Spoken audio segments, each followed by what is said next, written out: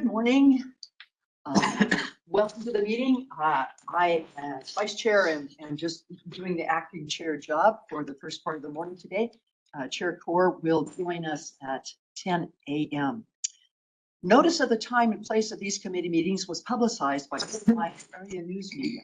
By publicizing same in the Omaha World Herald and the Nebraska Press Association, Omaha OPPD outlets newsletter, OPPD.com, and social media.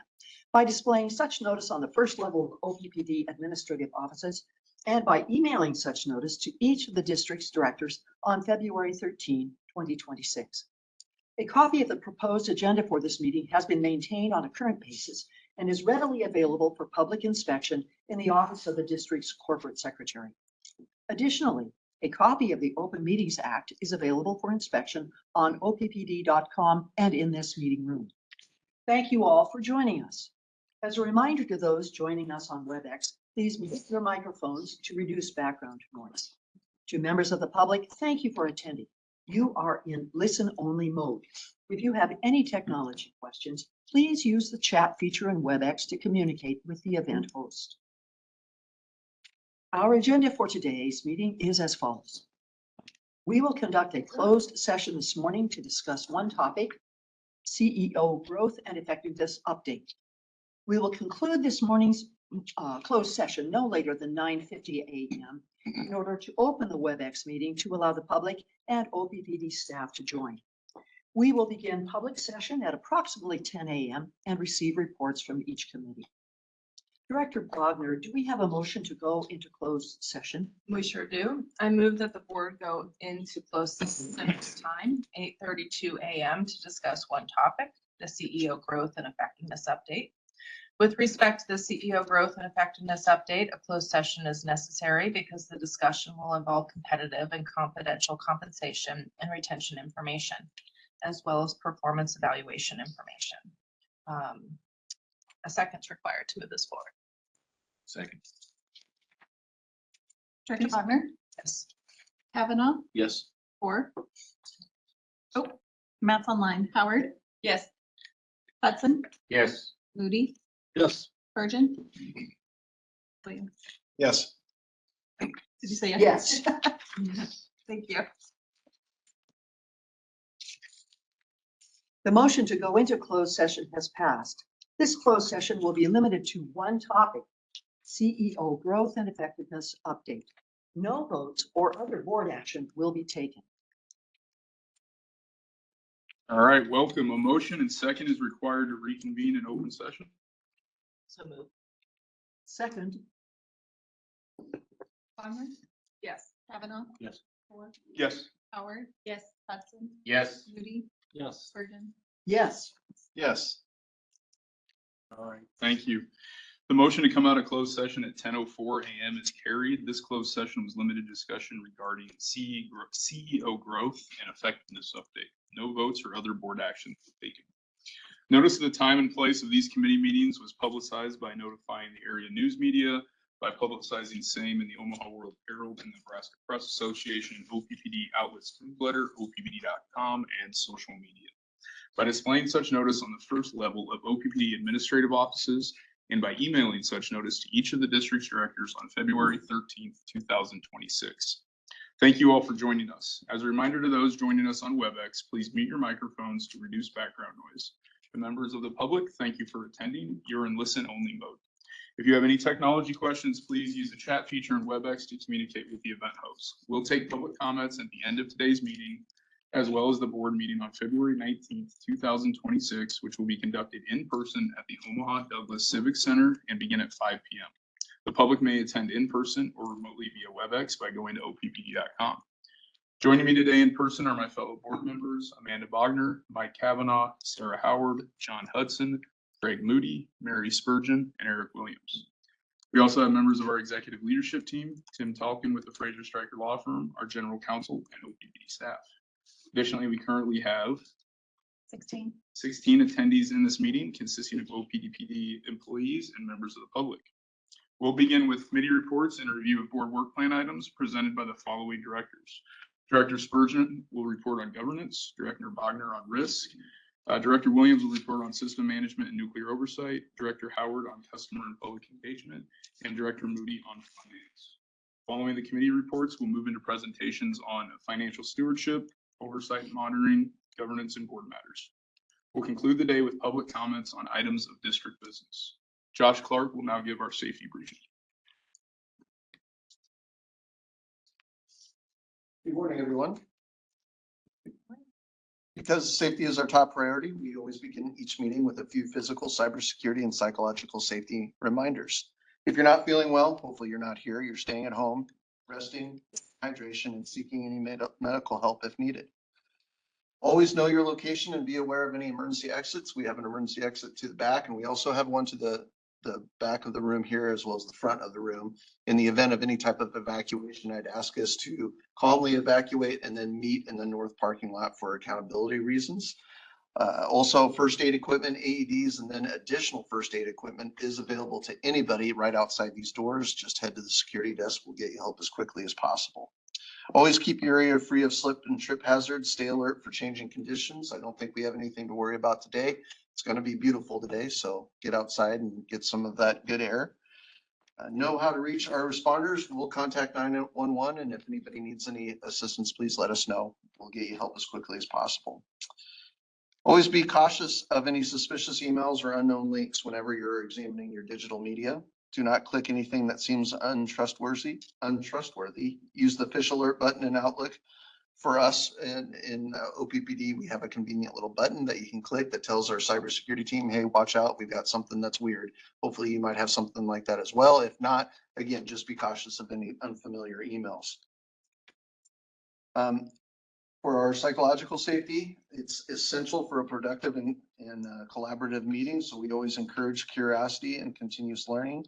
We want people to speak and act with respect, embrace constructive conflict, value diverse perspectives, build trust through transparency, and give everyone a voice, inviting questions and ideas. Finally, we always remember here at OPPD our core values, our passion to serve, honor our community, as well as care for one another. So with that, I'll turn it back over to you. Have a great meeting today.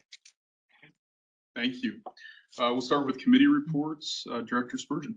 Thank you, Chair Core. The Governance Committee had their meeting on February 10th, an afternoon meeting to accommodate the morning engagement I had. Thank you for that. Following our always welcome safety report and review of prior month committee action items, the governance charter was looked at. This charter is reviewed at this time of year as is customary. All questions asked and misunderstandings of sections of the charter were answered and clarified. No part was identified as needing to be changed.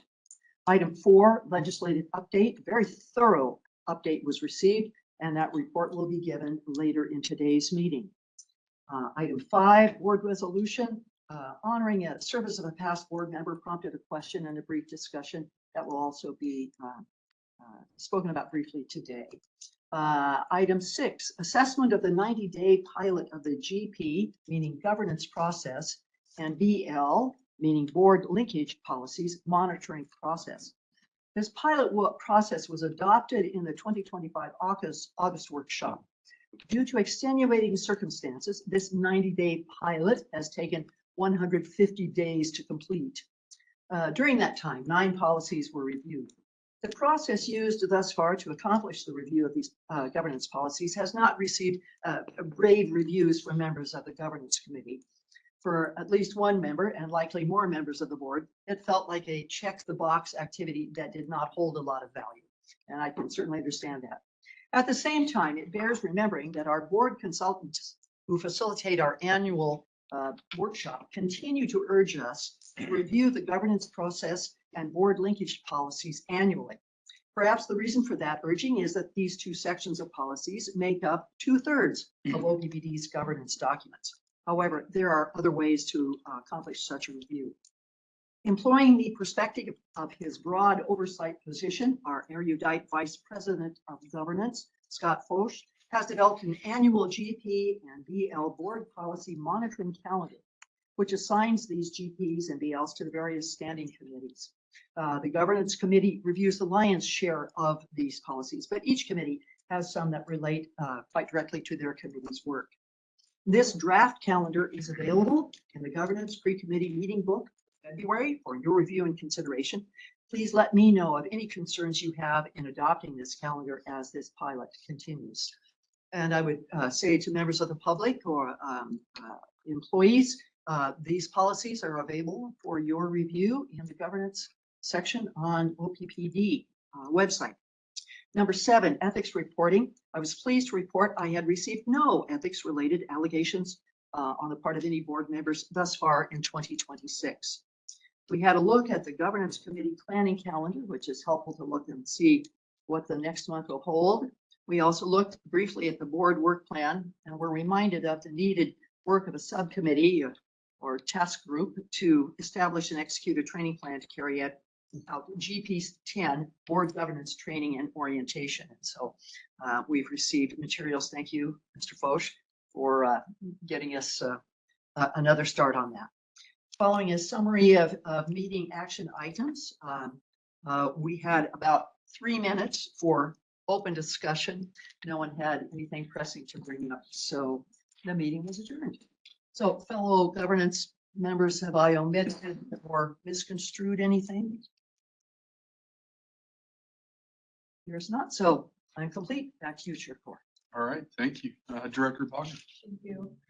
The risk committee met on January 20th and all committee members were present, along with several members of ELT and staff. We were also joined by Amy Schreck and Colby Jensen of Forbes Mazars. They're our external auditor. During the meeting, we received the ERM risk dashboard, where the committee discussed significant changes in current enterprise risks and the questions were answered.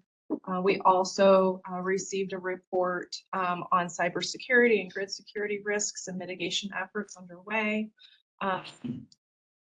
Furthermore, infrastructure and resilience and aging assets, we discussed the risks associated with those. And again, questions were answered. Then we spent some time talking about audit and control oversight. So we were presented the quarterly audit and controls results, along with highlighting the 2025 board expense summary for our awareness.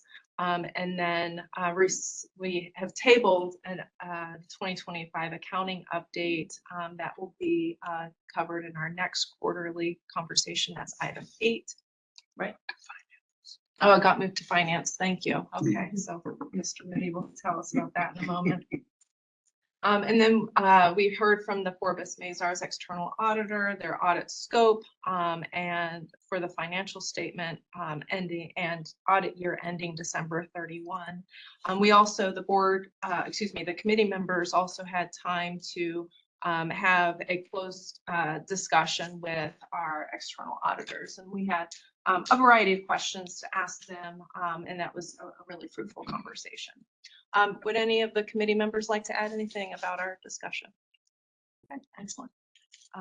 Director Core, back to you. All right, thank you. And on to Director Williams, please. Okay, great. Well, hold on, because systems had a busy month. There were a number of things covered. Several of them are going to be on the agenda for today. We're going to start at the top. We discussed the SD6 safety monitoring report, and that is on the agenda for today. We also discussed real property and land management. There were 2 items specifically covered. The first was the Energy Plaza headquarters and the sale of Energy Plaza. Committee members received an update about where we're at and what we should expect on the timeline and steps moving forward. Next was an update on Elk City Station and the remaining assets. And we specifically discussed the 23 years of service that the 6.3 megawatt Elk City Station thermal generating facility provided, and that the operations were ceased in October of 2025.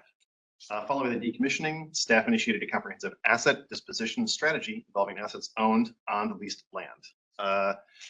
Lastly, the high value critical components are being repurposed into OPPD's inventory to support other critical operations.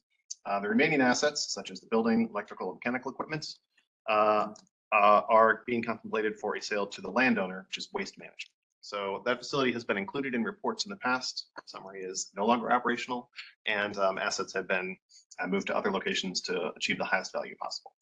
If anybody has any questions, that information is in the report. Board members, that's in diligent.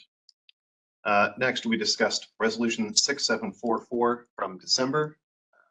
And we received updates on steps that have been taken since December. Some of those were covered by CEO Fernandez in his president's report at the board meeting in January. Additional information was provided to the board that is relevant to our understanding of the next steps, and additional information will be made available to the public to assure transparency and oversight on the objectives that were stated in resolution 6744. And so that information will be made available in the future as is appropriate. Next, we discussed the Integrated Systems Plan, formerly known as IRP or Integrated Resource Plan. And that will be on the agenda later today. But specifically, we discussed that the community engagement will be initiated soon and that the OPPD Community Connect website has been launched so that members of the public who are looking for information, if they're not able to attend or listen today, can get that information online and participate in those stakeholder meetings. Again, that is on the agenda for later today. We had an update on renewable facilities. There was discussion of several ongoing projects, where we have been on things that have been completed and where we are going on projects looking forward. Again, that information is available for directors and diligent if you have any more specific questions.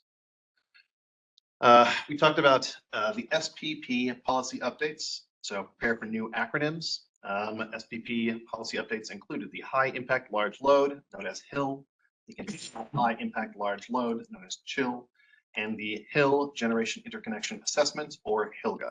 So you'll probably hear those acronyms again in the future. Those are all specific policy updates from SPP that will affect our planning looking forward on how we serve very large load from customers.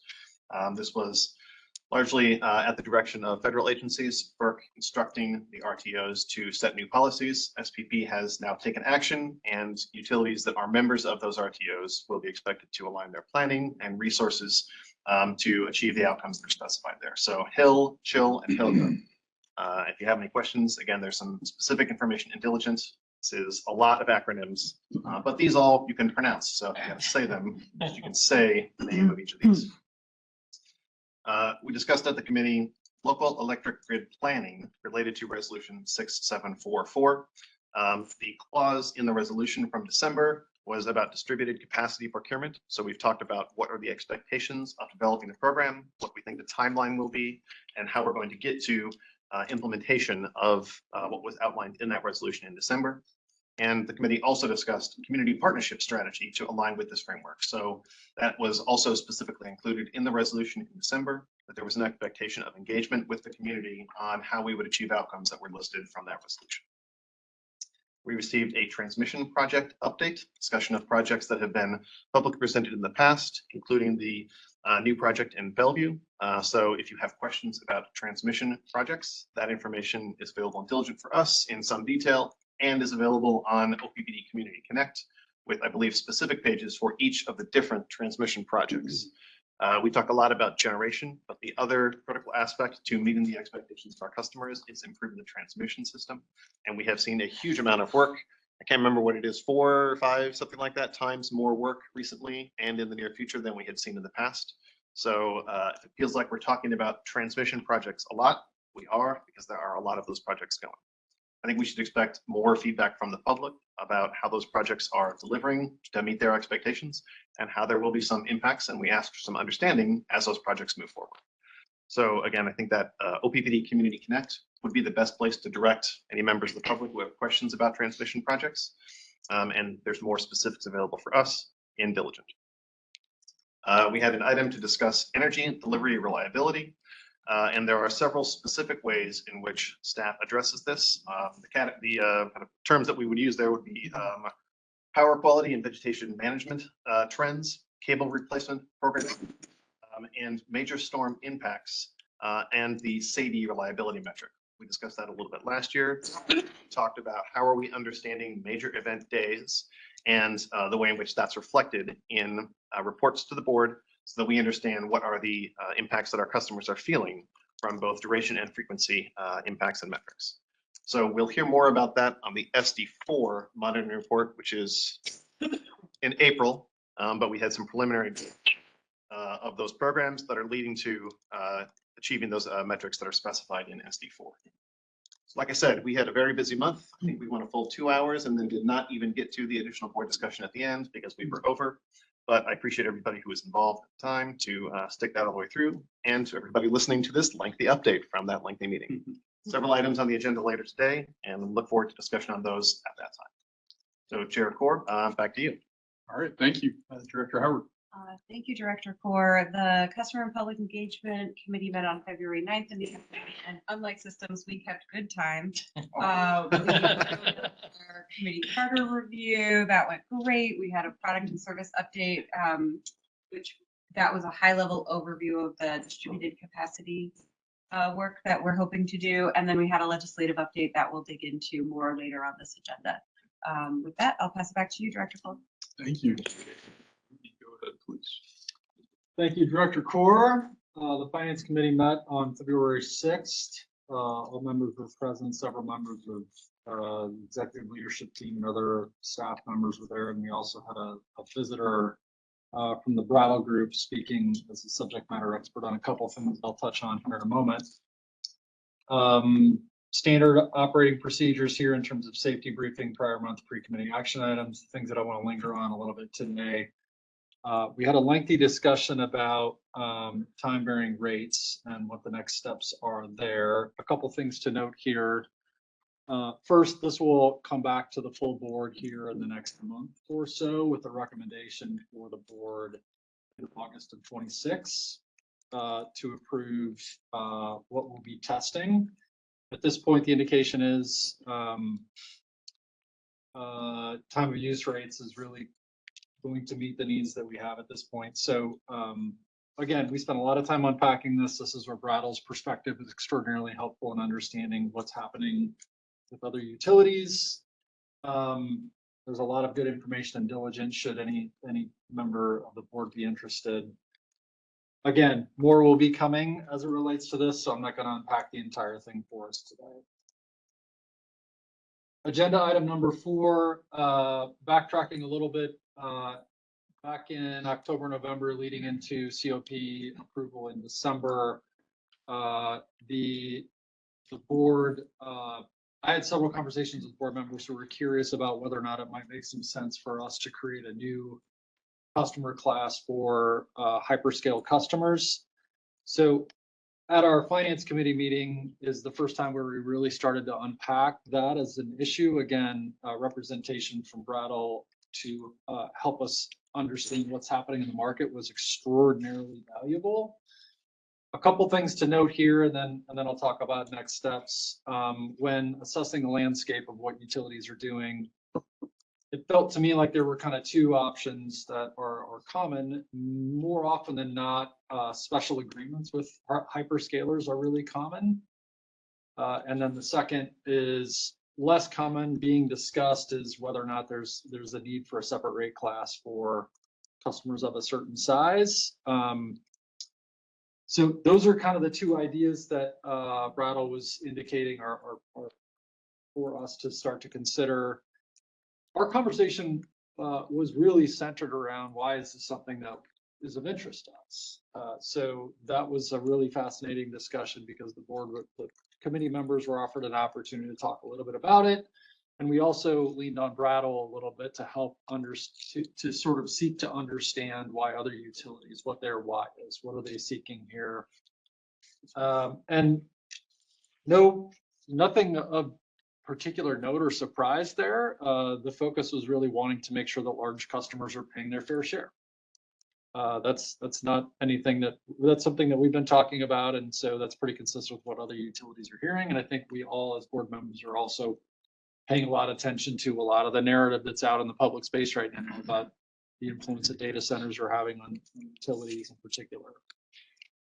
One of the things to note here is that we've got a rate class 261M that kind of puts us in a pretty unique position that already exists that allows us to do essentially a hybrid of what Brattle was describing as the 2 options. We've got a rate class for customers of a certain size, and we also have energy service agreements that we sign for customers in those classes. I'll invite Javier here in for a moment, but one of the limitations was those contracts limited to no longer than 3 years, if my understanding is correct. So that's work that you're doing on a national scale to try and figure out whether or not there's a potential avenue there to loosen that up a little bit to be more advantageous to utilities.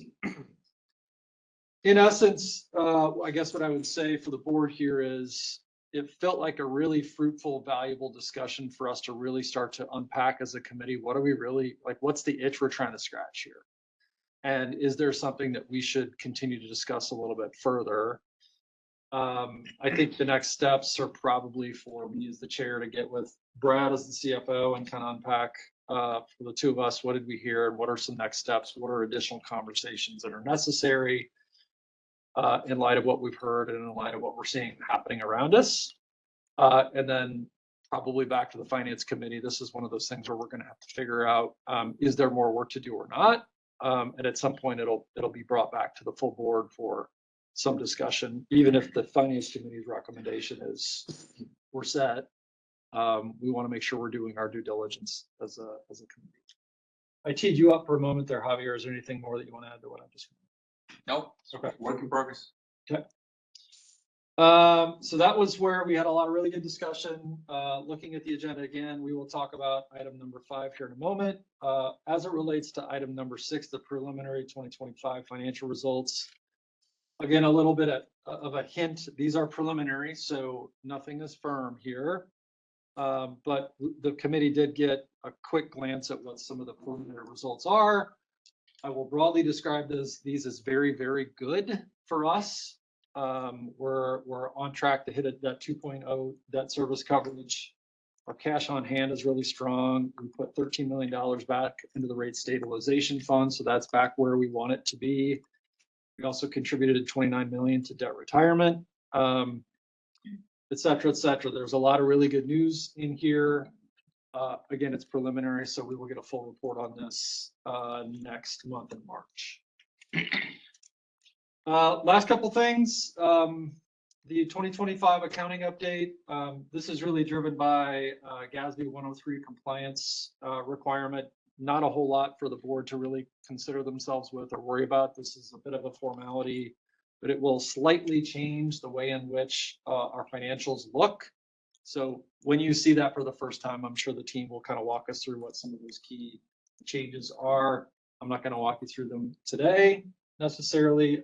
It's not worth our time. 2 examples of things that are going to start to look a little bit differently: the way in which FEMA grants show up and payments in lieu of taxes.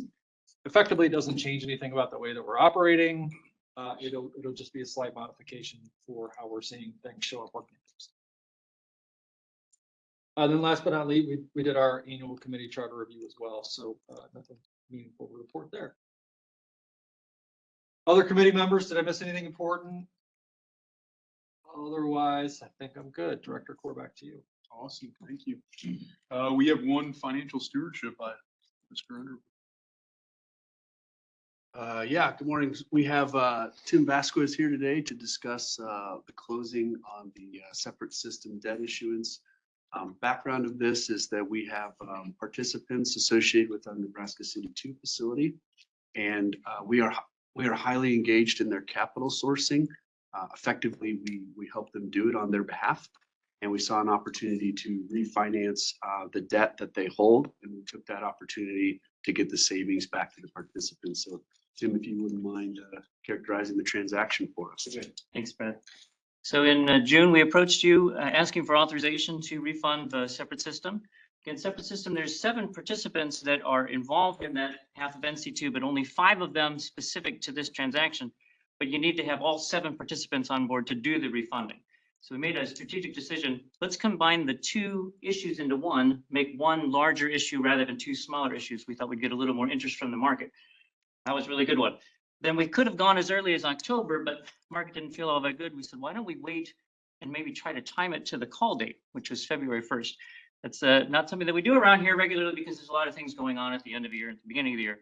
We said, let's try. And it ended up being a great decision. So we were a large transaction. We were the largest transaction that day. We had a lot of eyes on us, and there wasn't a lot of supply because nobody goes at that time of year. So we had a lot of investors. I think for our $200 million, we had like $1.5 billion of orders, which was great. We were able to tighten the market up quite a bit. And we ended up walking away with about a 4% interest rate on our $156 million in bonds. And we got the participants $17 million in savings, which is way better than when I came to you in June. I thought maybe we might eke out 8. So we did way better with that decision. So as Javier said, it's all your great decision making. Well, okay. Yeah. Also benefited from a good market. So we appreciate it. 9.4% present value savings. We had a team of Wells Fargo and Piper. Again, none of this benefits OPPD. So I thanked the team many times for leaning into this transaction, even though we don't get the benefit, but the participants did quite a bit. As always, we gave you a pricing certificate detailing bonds, and our financial advisor also gave us our certificate, which is also supplied. I'll answer any questions. Can you remind us who the participants are? Wow. Okay, let's see if I can get them in order here. So we have Falls City, Grand Island, Nebraska City, SIMPA, can't remember the acronym right now, Much, which is Missouri, and PPD, and City of Independence. Independence. Thank you. Yes, they were always first too, which is great. We had to give them all a lot of documents from them. They're tired of hearing from me, but we'll put this to bed and do it one more time in 10 years. So we'll see you in 2035. Well, I want to highlight, I think that it's incredible that we were able to use OPPD's financial strength to help those smaller entities through the process. And hopefully they're seeing the dollar savings as worthwhile. I suspect the time it took to do the paperwork, it was well invested. So thank you. And then the two that aren't still have to do the paperwork for no benefits. So that's why it's really a joint effort. You get them all on board, you bother them, every week until you get across the finish line. So we appreciate them and appreciate what we could do here. I think in reaction to your comments, it's one thing to save $17 million for the participants. It's another thing to save them 9 to 10% on their total debt load. Yeah. So if you think of your debt load and that dropping 9 to 10%, like that really matters. Yeah. And so I appreciate you making that. Thank you. Thank you. Thank you. We'll move to Mr. O'Brien for SD6. Thank you, Director Core. It's a pleasure to provide an update to the board today on SD6. Gina Langle, I know, would like to be with you. She's with the family today. So I run our fleet and our facilities. And so I'll provide a brief tee-up. As Anthony Jackson, our manager of performance improvement, comes up to the podium. Just a couple highlights to set the backdrop for Anthony here. This report, it does come with mixed emotions as we talk about this topic and the hazards that our employees go through, the critical things that they do every day. We take that very, very focused. And I think our core values really come through with honor, passion, and care. As we think about this topic, reflect on our past year's update. Our team has the privilege of reporting on it. Anthony and Arlo and John that's in the back, we're the team that helps report on and provide the tools and training to be successful, but really it's accountable for all of our 2,200 employees as we talk about this topic. And so it's a culture piece and it's a really important item for us today. You might remember, just to set a little bit of backdrop, in August of last year, we did make a change to the SD that moves to a safety index. And so today you're going to hear Anthony report on our last look. So this is the last time you'll see the report in its form as you're seeing it around DART, days away restricted or transferred, and then PVIR, which is preventable vehicle incident rate. So a little bit different as we transition to look to the future. But as we looked back at this year, and Anthony will talk about it as he goes through the information, there was so many different changing conditions that our employees worked through. We had more capital expenditures than we've ever had. We added 11 more engines to the fleet. I hate to talk about storms, but many storm incidents, different things there. And one of the things that I watch from our fleet standpoint is how many miles we drive. So we drove about 6 million miles, which is rather significant. But what's really interesting, in March, when we had a 3-day period of our storm restoration, we drove 500,000 miles in that period of time, which is a little over 8% of all the miles driven in that time. So we have about 700 vehicles. Every one of them was out doing work with employees doing that work safely. So I just wanted to draw some of that backdrop for you as Anthony presents on the different changing conditions as I would summarize the last report that you heard from February 2024 to today. So Anthony, you're good. Take it away, sir. I appreciate it. Thanks, Tim. Thanks, everybody, for having me. Like Tim mentioned, SD6 is our safety metrics that we look at for our strategic directive. And it consists of being a leader in employee safety, ensuring safety for the public in relation to OPPD operations. As Tim mentioned, our two metrics that we look at, days away restricted or transfer cases. That's any injury that gets someone bad enough where they can't complete their duties to their fullest extent, or they have to miss some days or get transferred completely.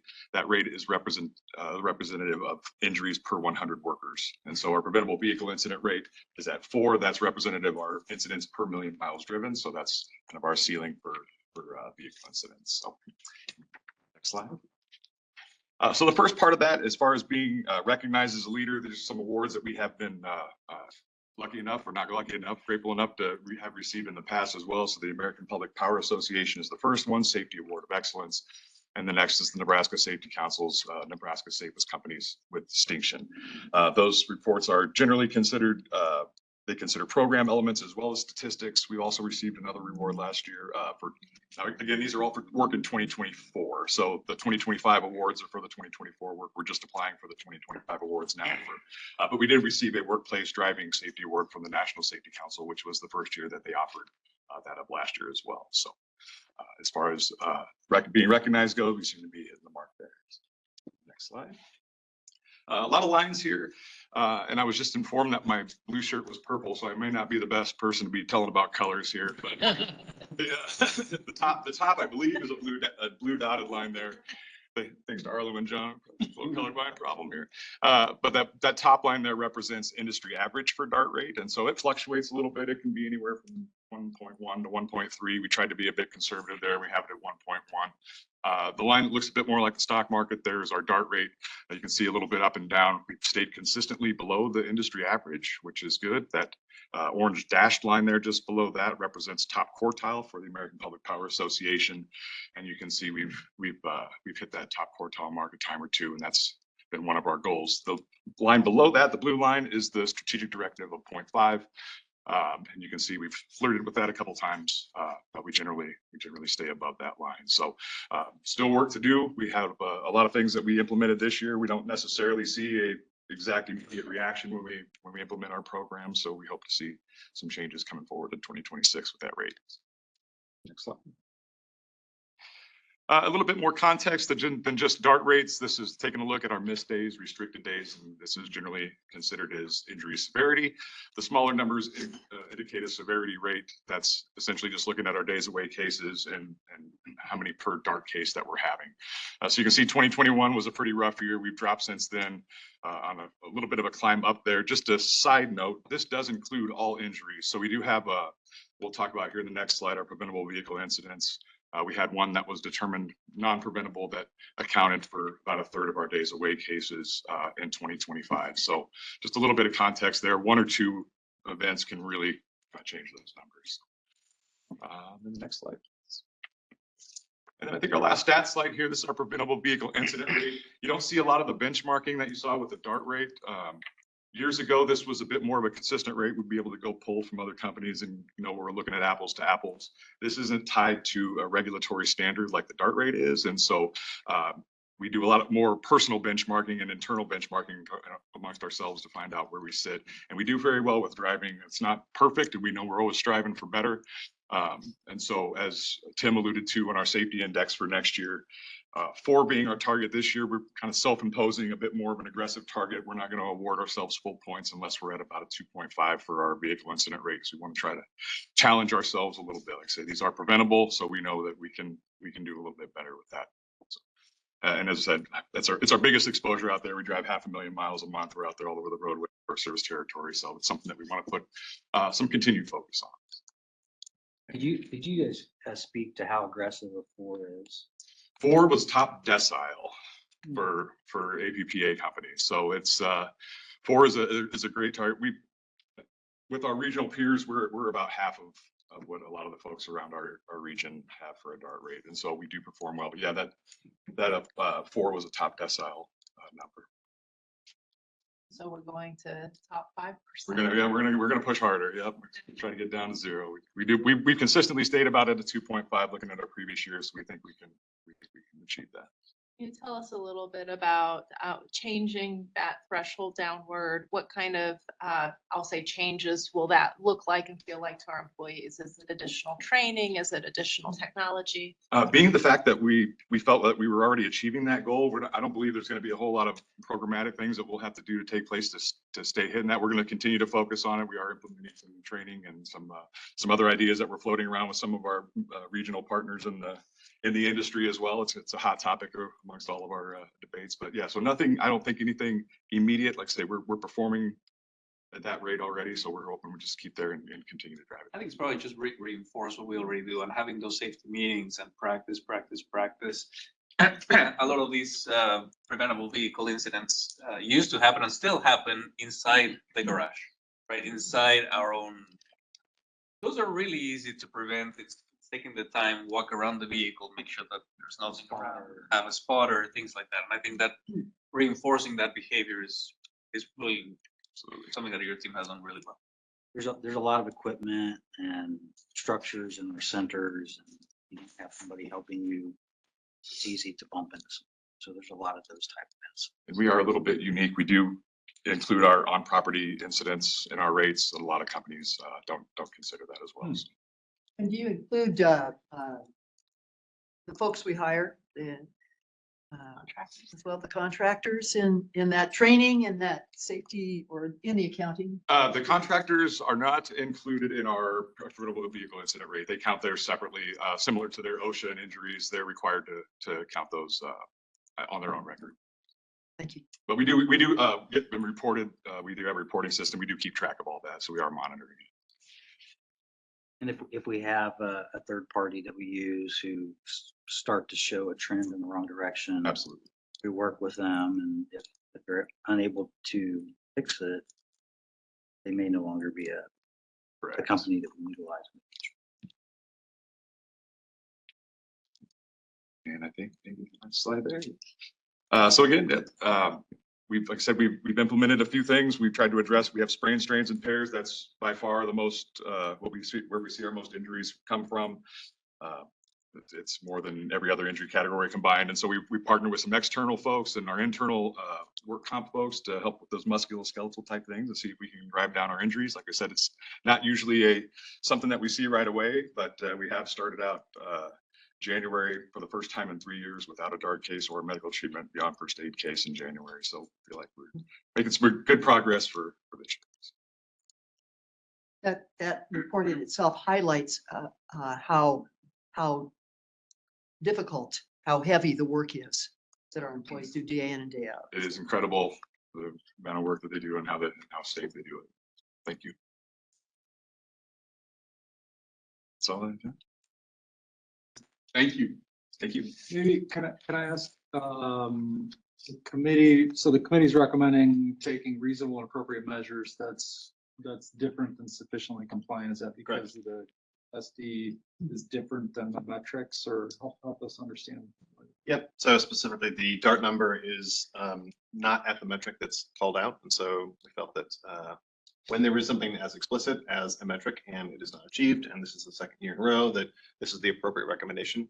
As was highlighted earlier, there's also been policy updates to get to a new safety index in the future. So this isn't a criticism of the actions that have been taken, and it seems like we're moving in the right direction, as was previously stated. But again, it does have a specific number. We did not achieve the specific number, but steps in that direction are moving forward. So I think that unless other committee members have additional feedback, I think that's how we got to that recommendation, rather than sufficiently compliant, which would indicate there's something specific and we hit it.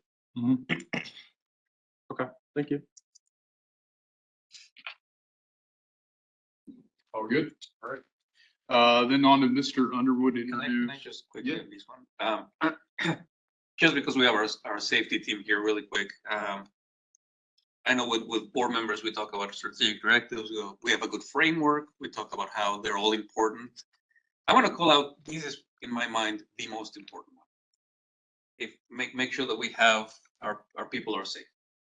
Yes, we all treat them all very, very seriously, but this one, I think it's important I love the conversation because we're talking about darts and preventable vehicle incidents. It's a culture thing. It's making sure that we're paying attention all the time so that we don't have those. To the extent that we have a good handle on darts and preventable vehicle incident rates, that means that we're taking steps further away from what is probably the worst thing in any utility when you have a fatality. And I was reminded of that a few weeks ago by my colleague, Rudy Garza down at CPS Energy in San Antonio. They had a fatality not that long ago. And it was a really good reminder. That company had been had one of the best safety records in the industry, and it happened to them. So it was a good, sobering reminder that I love what the team is doing. It's great, and our work is never done. Because at the end of the day, we want everyone to go home safe after a good day of hard work. So thank you, our safety team. All right, thank you. Mr. Underwood, can we go straight to Mr. Smith, or do you have any? Yes, sir, we can. All right, go ahead, please. All right, good morning, everyone. Aaron Smith, the program sponsor for the business side of the AMI program, and here to give you an update on our progress this morning. Go to the next one, please. So we'll talk a little bit about our soft launch meter deployment and our progress in that space. We'll also talk about last year. 2025 was a huge year for the program. So we'll kind of walk through what that meant and then kind of what's coming next. And then we'll talk about another exciting recent development with our My OPPD mobile app that just went live just a few weeks ago. So excited to share that with you all. So if we can go on to the next one, please. So in terms of the meter deployment, we've completed over 11,500 installs. And so this is something that we're considering really, it's kind of substantially complete. It's over 99% of the targeted installs. We do have some installs left. A majority of those are related to some critical C&I customers that require a lot of coordination to make sure that we may require some outages to do that work. So we're working closely with them to do that. We also have about 3 dozen or so residential customers left to install, and those are really related to some access issues. And when I say access, an example of that might be in the 20 years since we last put in a meter, someone may have installed like a deck in their backyard, and one of the supports for that deck is right in front of where the meter is.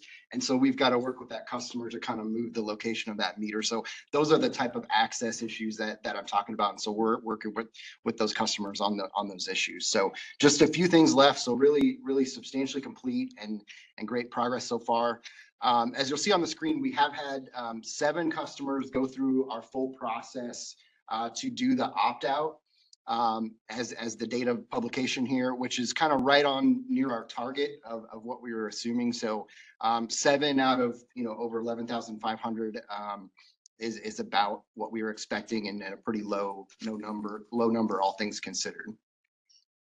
On the next slide here, this is kind of a visual, and I apologize to Anthony or others who may be color challenged a bit, but the yellow ones are ones where we've completed the installation. So those are our soft launch pilot areas. And if you can't see the yellow, it's near those rectangles there that are on the call outs. So those are the ones we've completed.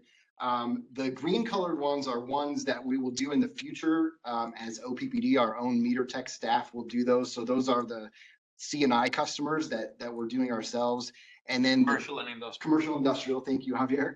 And then the dark gray colors are ones that will be done by our installation partner. And so those represent the residential.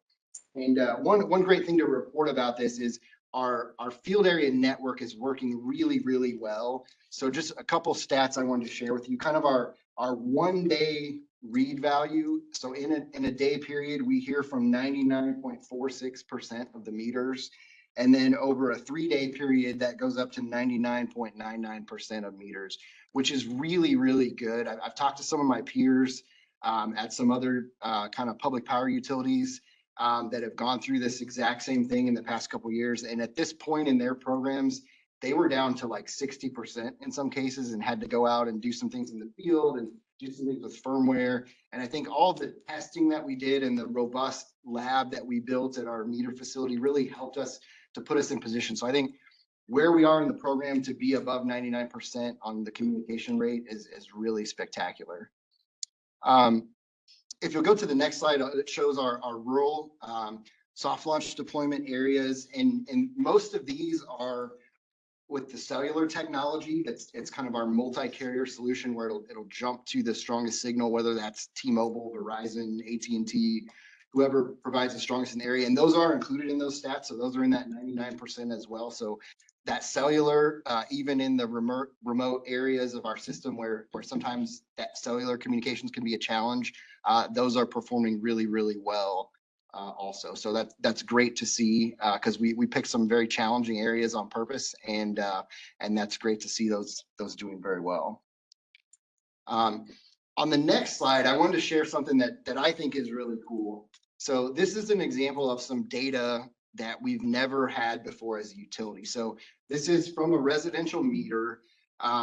And this is the voltage on that meter. So this is on a 240 volt basis. So this is kind of across both legs of your service. So this would be like on 240 volts, this is like your clothes dryer, your oven, or like a level 2 EV charger. If you have an electric vehicle, would operate at the 240. Most of your stuff is one leg or the other at 120 volts. But this data is really cool, and it matches kind of what we show on our EMS system during that period. So it's great. We're really happy with the accuracies here. And this is kind of an example of some of the wealth of data that we now have about our system. And this is going to support our efforts. My colleague Dan here is going to come and talk about the integrated system plan here in a minute. This is an example of some of the data that will help feed that plan as we think about the distribution components and what we're seeing on the system. This allows us to look at loading at kind of the neighborhood level of a residential transformer, not an estimate, the actual real loading historical values that we have. So just wanted to share this example of some cool data that we've not been able to have before, that this opens up a new world of. So 2025, this was a really big year for the program. As you kind of see in blue, we had our big major technology releases across the program, but did want to kind of step back. This has been a big, long journey. Someone reminded me it's kind of like over 40 dog years since we started this back like in 2020 with our strategic initiative work. And sometimes it's felt like that too, but it's been kind of a long haul from our planning, but we did it the right way in terms of taking it slow, doing that detailed planning up front, doing the road mapping, confirming our solutions, putting our teams together, bringing in the right partners, the right vendors to make everything happen. And so we have released all of our major technology, and we're kind of in a period now of kind of hypercare or heightened care across that. And we're working to kind of do some fine tuning, making sure we can deliver a good user experience for all of our employees, all of our customers on our app that we'll talk about here in a minute that was just released. And so as I mentioned, we've got the 11,500 meters deployed. We're taking a little bit of a pause in deployment. And then this summer, we'll be rolling out the full field area network across all of our territory where that's gonna take place, largely the metro area, so that we're ready to go. And then as new customers come in, they'll be able to get a new AMI meter right away instead of having an old legacy meter that then gets replaced just a few months later as we kind of roll through deployment. So that's a really exciting step. And then in the fall, in September, we will resume deployment again, focused on commercial industrial customers through the fall. And then in January, we'll ramp again with our installation vendor back into the residential areas. And then we'll be deploying kind of fast and furious through 27, looking to finish by the end of 2028. So kind of a 2-year major deployment for the remaining 400,000 plus meters or so. So that's kind of what the future looks like. And taking this little bit of a pause period allows us to kind of look at all the data, collect the data, understand how we can best use that, so that it gives us a nice period to kind of optimize that. The system's performing well, which is also allows us to optimize on our outreach. We had I think a very good outreach effort. As you we're informed kind of with Matt along the process, and we've learned some things along the way of how to maybe optimize that a little better as we go back out. And so that gives us a chance to kind of regroup and be ready for the fall as well. And then finally, kind of our last exciting piece, at the end of January, our mobile app was launched out on the Apple Store and the Google Store. And since that period, just in a few weeks, we've had a few thousand downloads, which is very exciting. As you see kind of on some screenshots here, it allows you to kind of view your bill when it's due. You can make a payment on there. You can look, if you have one of the new meters, you can see kind of daily, hourly, or even 15-minute level kilowatt hour usage. For those that don't have the new meter, you can still look at kind of your monthly usage and kind of track that as well. And you can still do all your bill paying. And then, but as you get your new meter, you'll be able to unlock that more granular level with data. And it also on the mobile app has a view of our outage map. That's really slick. It's very optimized on the app. That allows you to kind of zoom and click with your fingers, click on an outage incident, kind of look at those key 5 pieces of information, you know, when it started, how many people are affected, what's the cause if we know it, when can we expect restoration, and kind of what's that status? Do we have a crew working on it?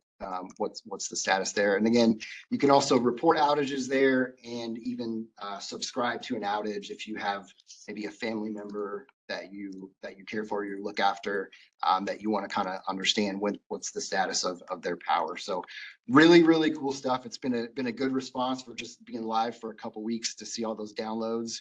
And we expect that only to really, really grow. And this is, like I say, a great chance for our customers to kind of see and feel the benefits of the new meters, to be able to have that data at their fingertips. So that's my update, and would be happy to take any questions if there are any. Maybe a brief comment. We talked a lot about why we did the pilot the way we did, and we have some learnings that are coming in from different areas of the company. And so as we get done with the major deployment into our production environments, we're aggregating those learnings, and then those will come back through systems, at least the early stuff, probably in March would be my guess, if the chair and the executive liaison agree. And so we'll do that in March. But overall, just a huge delivery. And so it's great. It's great to be at this point. Aaron said 40 dog years. I think it's 140, but argue him. So. And the only thing I might add in support of the great work the team has done is maybe it dovetails on to Brad's comments. As we get things in, then we can amplify them. And I think the mobile app is a good example. So just having been in a couple of weeks, you've highlighted that. We're happy with the initial downloads, but we've let that sort out for a little bit. So we've not quite started to push that yet. We're going to start that, doing campaigns and social media and other marketing with customers. We've got a target set.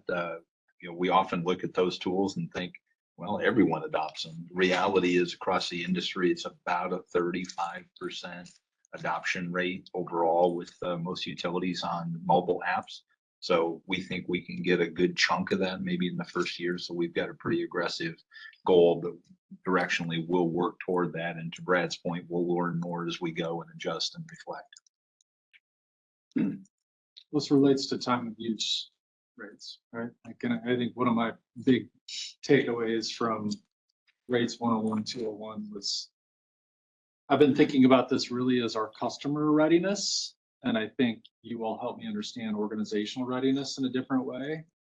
And so hearing that we're like the pilots are paying off in a way that helps us improve how the next couple of years are going is really good. So thank you. Can I follow up there, Craig? Because you mentioned that advanced rate structure, anticipated approval in August and rollout for next year. Is AMI a prerequisite for taking action on advanced rate structures? My understanding is no.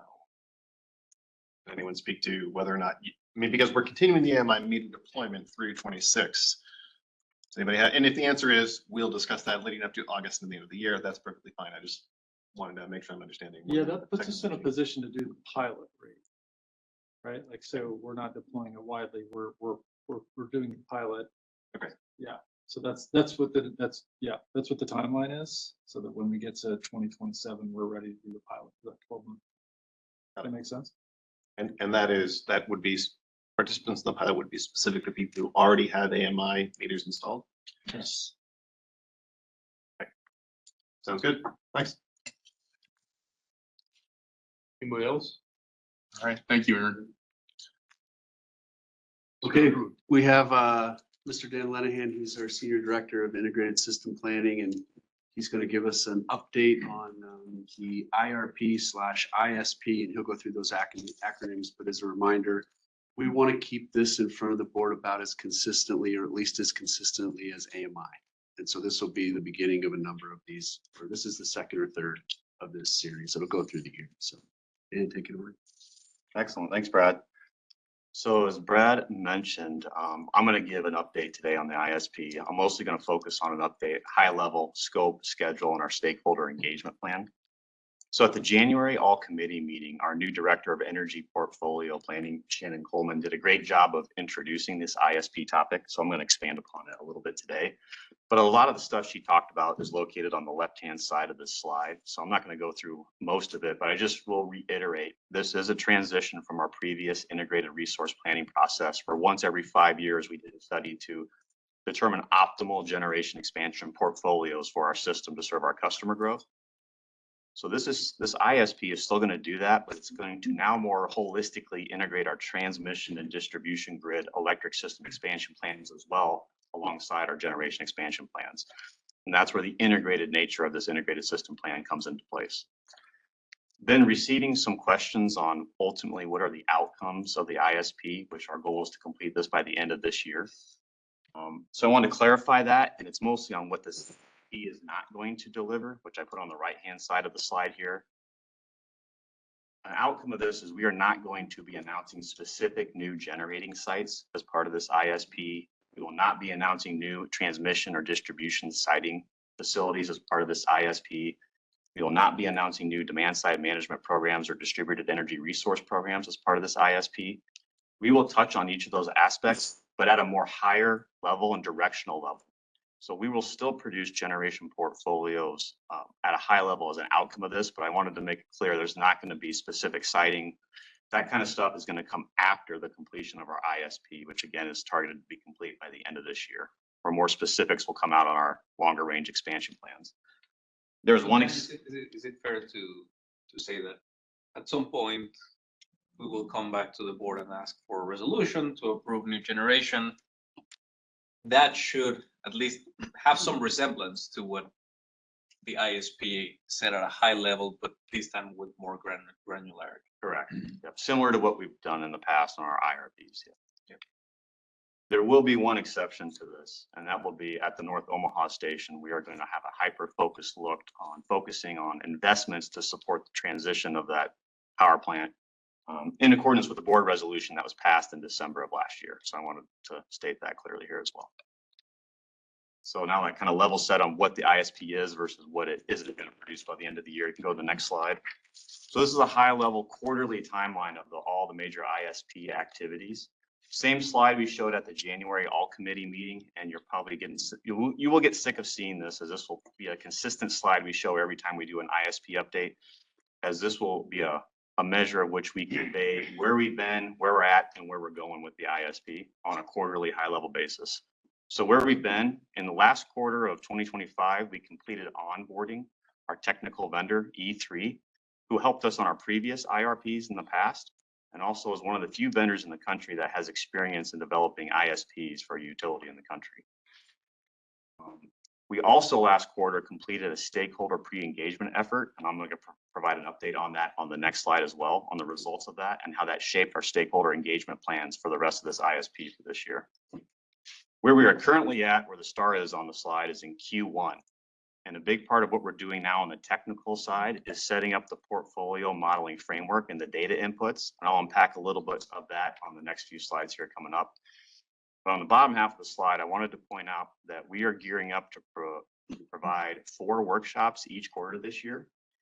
And the first stakeholder workshop that we are going to do, we're pleased to announce the date for that has been set. It is on March 24th at 5 p.m. in the evening, and it will be a virtual format. And I will provide here shortly on how folks can sign up and register for that in a moment here. I'll talk a little bit more of that on the next slide. So if we go to the next slide. So as far as our stakeholder engagement plans, I mentioned this pre-engagement stakeholder effort we did last quarter. So we sent out a survey to a sample set of many of our customer classes, so residential, commercial, and industrial customers, to gauge two things. One is if and how do they want to be engaged in this ISP effort, along with if they were to prioritize how we should plan our electric grid, how would we prioritize that? So as far as engagement preferences for how our customers want to be engaged in this effort, most customers said they just want to receive general updates on the progress of the ISP. So in response to that, we have launched a dedicated OPPD Community Connect ISP or Integrated System Planning webpage, which will be a great one-stop shop for you to find all of the progress of our ISP. We did receive a few customer responses that liked the workshop series we set up during our last IRP. And so in response to that, we're going to do that again. I just mentioned we're planning 4 workshops, 1 each quarter, with the first workshop again planned for March 24th at 5 p.m. On the Community Connect website, on the ISP page, there is a link where stakeholders can sign up for that today. That is live and open right now. And the link is provided on the slide here as well. So as far as the other questions we asked our customers was, if you were to prioritize how we should plan our system, and based on 4 different ways, how would you prioritize that? So we gave them 4 options to force rank: reliability, affordability, availability of power, and environmental sensitivity. And the bar graphs on the right are a summary of the responses we got.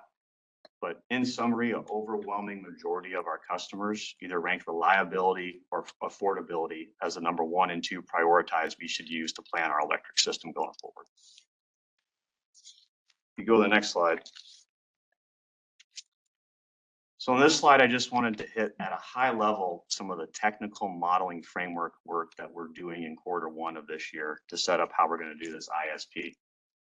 So a big part of the ISP will be looking at different future modeling scenarios. This is similar to what we've done in past IRPs, but just to kind of give you a flavor of some examples of future scenarios we looked at in the past, is we looked at scenarios that simply focused on least cost optimization or expansion of our system. We've looked at scenarios that looked at different trajectories to get to net zero carbon by 2050 as part of our decarbonization plans. And we've looked at multiple future scenarios that integrate in new emerging generation technologies. We are in the process of setting up those preliminary multiple future scenarios right now. I think they will look and feel like the multiple scenarios we looked at in the past IRP. But this is really where we are going to engage our stakeholders to ask them for specific input on scenarios they think we should look at going forward as well. And that'll be a big part of workshop 1 when we unpack this some more. As far as the major data inputs into the modeling we're doing, I listed some of those on the slide here, but load forecast, our existing generation fleet, and what new generation resources we're going to select in the model are huge inputs to how we're going to do this. So I just want to talk a little bit about those here. As far as the load forecast, we're going to look at 2 load forecast scenarios, a base forecast and a high forecast. The base forecast will be what we call probably more of a business as usual. It will look at some of our historical growth trends and project going forward, where the high load forecast will go even higher than that for more of an accelerated large customer expansion. I will mention that in recent years, we've seen and talked about a significant amount of growth. So in the next decade, we are anticipating both the base forecast and the high forecast to be materially significant to what we've seen in the past as far as our load forecast. So I wanted to mention that here as we're putting these together. Yeah, can I ask you a question about that? Sure. So, I mean, we've been for a while now looking at trying to understand what our growth trajectory is like, and it's fair to say the board gets kind of a behind closed doors view of what that could potentially look like, graph after graph, right? Yeah. Talk to me a little bit about how what we've been seeing recently, how does that compare to the base growth? Is it going to be more conservative? Is it going to be pretty well aligned with it? Is it going to be more aggressive? Yeah, I think probably how I characterize that is, if I look over the last decade, our average annual growth rate is in the 2% range. If I looked first half of the last decade, it'd be less than 1%. If I look at the last couple of years, it's probably in the 4 to 5% range. And we are forecasting that 4 to 5% range to really be our new business as usual for the next decade. So that's probably going to be around the base forecast. But we are getting even more large customer inquiries for coming to our system, in addition to just the constant large commercial and residential growth we're seeing all over our service area. So the high forecast is going to increase that even more. And then once you get beyond the next decade, the base will probably settle out some, but the high is going to keep going. So this is why we want to look at different scenarios for when we do this, depending on what kind of those outcomes we see going. Thank you. If I could ask a follow-up, how, ignorance question here, help me understand how we think about hyperscalers and how they're, the likelihood that they come to the system, how that might affect the complexity of the modeling. I'm just thinking about it, I'm making this up, right? A 300 megawatt hyperscaler that wants to come online in 2030. That one customer represents a pretty large percentage of the total. So how does that play into, does it make the modeling more difficult? Is that part of what we've always done? How does that play? Yeah, that is a question that we, in the model setup stage, we are working to tackle right now, I would say. It is a big question, to your point, of a very large customer that has a very large power usage can impact the trajectory of where we go in our system expansion plan a lot. We've always included large customer loads in our load forecast before, but the volume and quantity of interest we're getting now in our system is definitely higher than what it's been in the past. And so how we include that going forward and how that impacts the modeling results, we're still working kind of in this modeling framework how to exactly look at and evaluate. Okay. But I will say there will be some type of large customer growth included, at least in the high scenario. And we're figuring out kind of what does that look like in the base scenario right now. Okay. One last question on this. Does their location make a difference in terms of, like, this is integrated system plan, right? It's not resource only. So if we're having to make assumptions about not only how big and when, but where, that's also a factor. Yes. Yeah, great question. So once you start integrating the transmission and distribution system plans, location matters a lot. But as I mentioned on one of the previous slides, this is not going to be a specific new siting for transmission and distribution and generation. But we will have directionally kind of target areas at a high level across our system, maybe in different quadrants like that. But it will not be like a specific point at the intersection A and B with two streets cross. But there will be some locational aspect as part of the analysis here. Okay. Sorry, I said that was my last question. That Keep raises going. It's good. I think part of what I'm assuming is that we're going to have sort of after this, something will come to the board for additional generation, right? Or transmission or whatever it's going to be, like a package that we've had in power purpose NTG. Fair assumption? The way things are going, yes. Yeah, okay. Okay, and my recollection on those historically has been certain sizes of based on fuel source, and I think we've generally got some sense for location on those when we're right. So like what you're describing in terms of location, you're being general in terms of where it's located on the system, but not down to a intersection coordinates. Correct. Okay. But what you said, Director Moody, and I, at the risk of being redundant, this is going to be a very, very important part of the discussion. Not that load forecast is not important, but in the past, it hasn't really received that much attention because we run statistical models and we project load growth from thousands of individual users. This time around, not just OPPD, but I would say the industry, we're having to talk a lot more about load growth because of large load users. So I expect the conversation in the ISP to be heavily based on load forecast at the very beginning. Eventually, we'll get to all the technology and things that we usually discuss, but I expect a very robust conversation about load. another way of saying that, and the way I share this with my team, that's gonna have to do with margin. How much risk tolerance or avoidance do we have in order for us to build margin or not build margin, depending on assumptions we make on the load forecast. That's gonna have many consequences in the future, but I think that's a very productive, necessary conversation that I expect us to have as part of this ISP. So. Might add maybe just a thought to some great questions and great comments.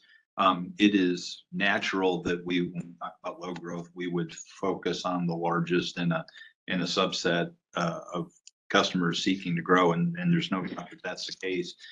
And I would also say we're trying to navigate and get some provide some visibility to other opportunities and interests for growth, like manufacturing that economic development organizations are trying to bring back in, like agribusiness and ag-related things, like focused economic development zones that people are actively trying to recruit projects in. So we're seeking to give some visibility to that as well, and we'll see more of that as we get to the load forecast detail. And I think the other thing I would note that we seek to navigate and we'll seek to do a good job of communicating is the difference between how and the degree to which we've historically grown, which has been significant, even different percentages. If we look at megawatt hour and retail revenue, et cetera, even higher percentages. But that is a different story than the rate at which we're requested to grow from those sorts of large customers or a collection of smaller customers. And that's a different story to tell. So we're going to do our best to articulate the differences there. If it's okay, maybe a brief comment. Sometimes the IRP has a tone of exactitude. And I think that's reasonable to sort of come with that predisposition. One of the things we want to do is we want to take our 3 load lines, which I would like this room to think about as they're all high. One is low high, medium high, and high high. And we want to build portfolios against those 3 different lines. And we want to understand, is the portfolio of solutions different in the low high than it is in high high, medium high? In other words, do we get different solutions based on the profile of the load line? And I think fundamentally what we're trying to do is we're trying to create a space and an atmosphere to share this with customers, to receive their feedback, and have a high quality collaboration on constraints and possibilities and what our information is and what the customer's preferences are. And as we go through that, we'll take learnings on technology costs, different load profiles, the solutions that are created, and that would shape what we would want to move forward as a recommendation. But I think the beauty of this is, as Mr. Fernandez has articulated to me in other settings, is we're bringing people along. And then at the end, we're having some high quality conversations on solutioning for what is our next step. And I've gotten the joy of being a part of 2 IRPs here and 2 build campaigns, 4 different evolutions. They don't always mirror each other. In other words, we've had an IRP in 2016. We did something slightly different in 2018 or 19 with Power with Purpose because of the circumstances at that time. We had another decarbonization and IRP in 2022. We did something very close in 2023, but it wasn't to copy what was in the IRP and paste into the resolution. It was informed by whatever our realities were at the time, whether it was a Department of Commerce investigation that stopped solar panels, whether it was higher cost of gas technology because of supply chain, whether it was new transmission or whatever the case may have been that came out of the Southwest Power Pool and our coordination with them in system planning. So I just would like to be diligent to say we're looking at these different planets in the IRP, and we're trying to take learnings from these models and get the most durable solution for our future, whatever that may be. Okay. And it generally can sometimes feel less exact, and customers maybe come with the expectation that it should feel. And I want to do better than I've done in prior years and vocalize that more on the front side and collect feedback as appropriate. I think that one of the challenges is that we say sometimes no regret pathways, right? And to me, that's where the technologies converge in the low, high, the medium, high, and the high, high scenario. Like if we're seeing, just pick on one, technology type 1 is showing up as a solution in all of them and then doesn't show up in the actual recommendation later. I feel like there's a disconnect in how we've characterized that potential solution finding. So I can't point to something specific there, but I do think that the language around like no regret solutions, we just need to be careful how we're using it. Like if it's not going to actually end up being part of a recommendation that's viable later, let's not call it that now. So just an observation. Thank you for the feedback. Yeah, thank you. Yeah, that's interesting. I also think about this as both like a community driven, right? So there's I'll call it subjective, which means we've got to interpret what we're hearing from people and trying to figure out how to apply it. But there's also the objective version of like, this is an engineering problem in many ways. How do we, I think part of what you're naming for me also suggests the other things that could shift, and I'll name in this particular case like regulatory and political frameworks. How do we incorporate that into any of this work? Is that something that we try and forecast, foresee? Does that just, again, create more complexity in terms of what the potential solutions might be? How does that get incorporated? Yeah, I think you pretty well answered your question, but I will say that is one of the main reasons that we are looking at different modeling future scenarios to try and catch those different types of things that can happen in the future from a regulatory and policy framework. But there are certain things in effect today from a regulatory standpoint that we have to use to plan our electric system. Federal regulations, state regulations. We are going to work within that regulatory framework. Now, could there be some policy shifts around that regulatory framework? Yeah, and we've seen it, right? So that's where the modeling futures come in on what kind of different futures do we think are going to come out of that. And so you try and get a wide array of different scenarios so that you can kind of catch that. But in doing so, you could get some polar opposite portfolio recommendations. And we're trying to hit the sweet spot of no matter which future unfolds, it says here's a common set to do in any single one. But as these different future scenarios unfold, you see different signposts, you can start to pivot to maybe this scenario or this scenario. So that's the intent with the scenario framework. Yeah.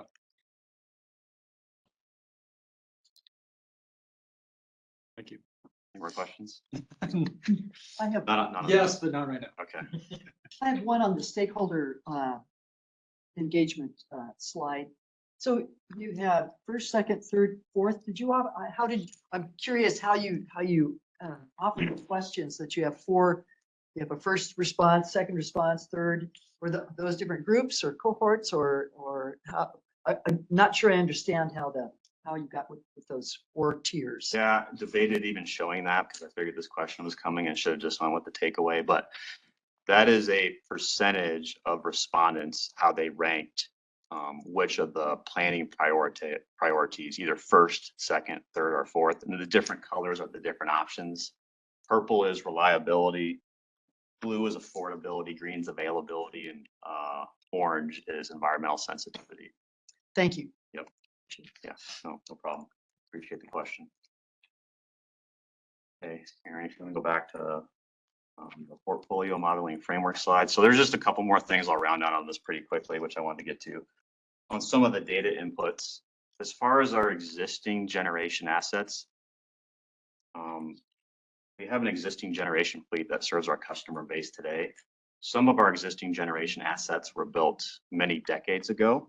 So when you're doing a long range system expansion plan, some of these generation assets may reach end of life.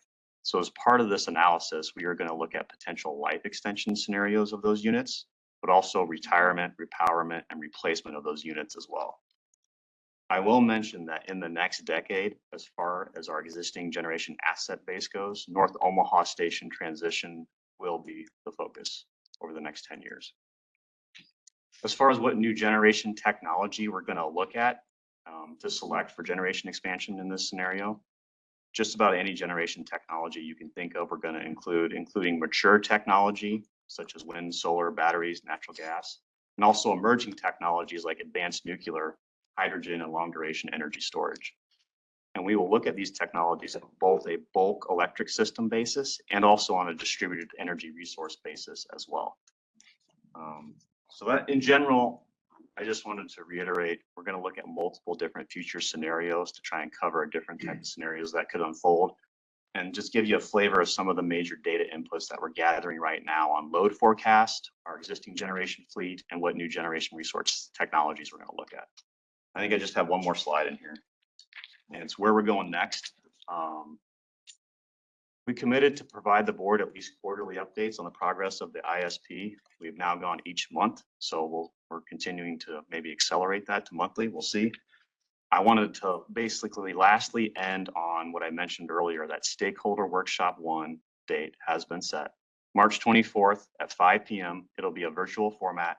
You can register for that on our OPPD Community Connect ISP webpage.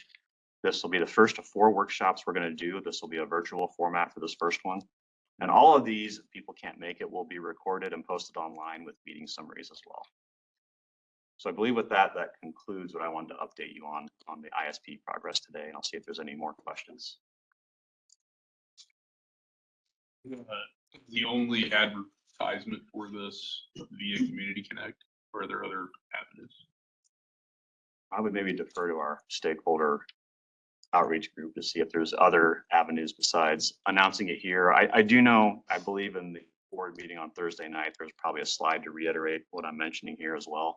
We're going to use all of our regular channels. So it's going to be at the board meeting, on my president report, we have social media. Like it's the regular channels that we use for Social media, emails, et cetera, will be where we'll get the biggest reach by far. Awesome. We use all the normal approaches. I think I asked this last month, but I think it's important for the board to hear it multiple times. Could you remind us what the board's, I'll couch it in this way, what are the board's both informal and formal responsibilities as it relates to the ISP?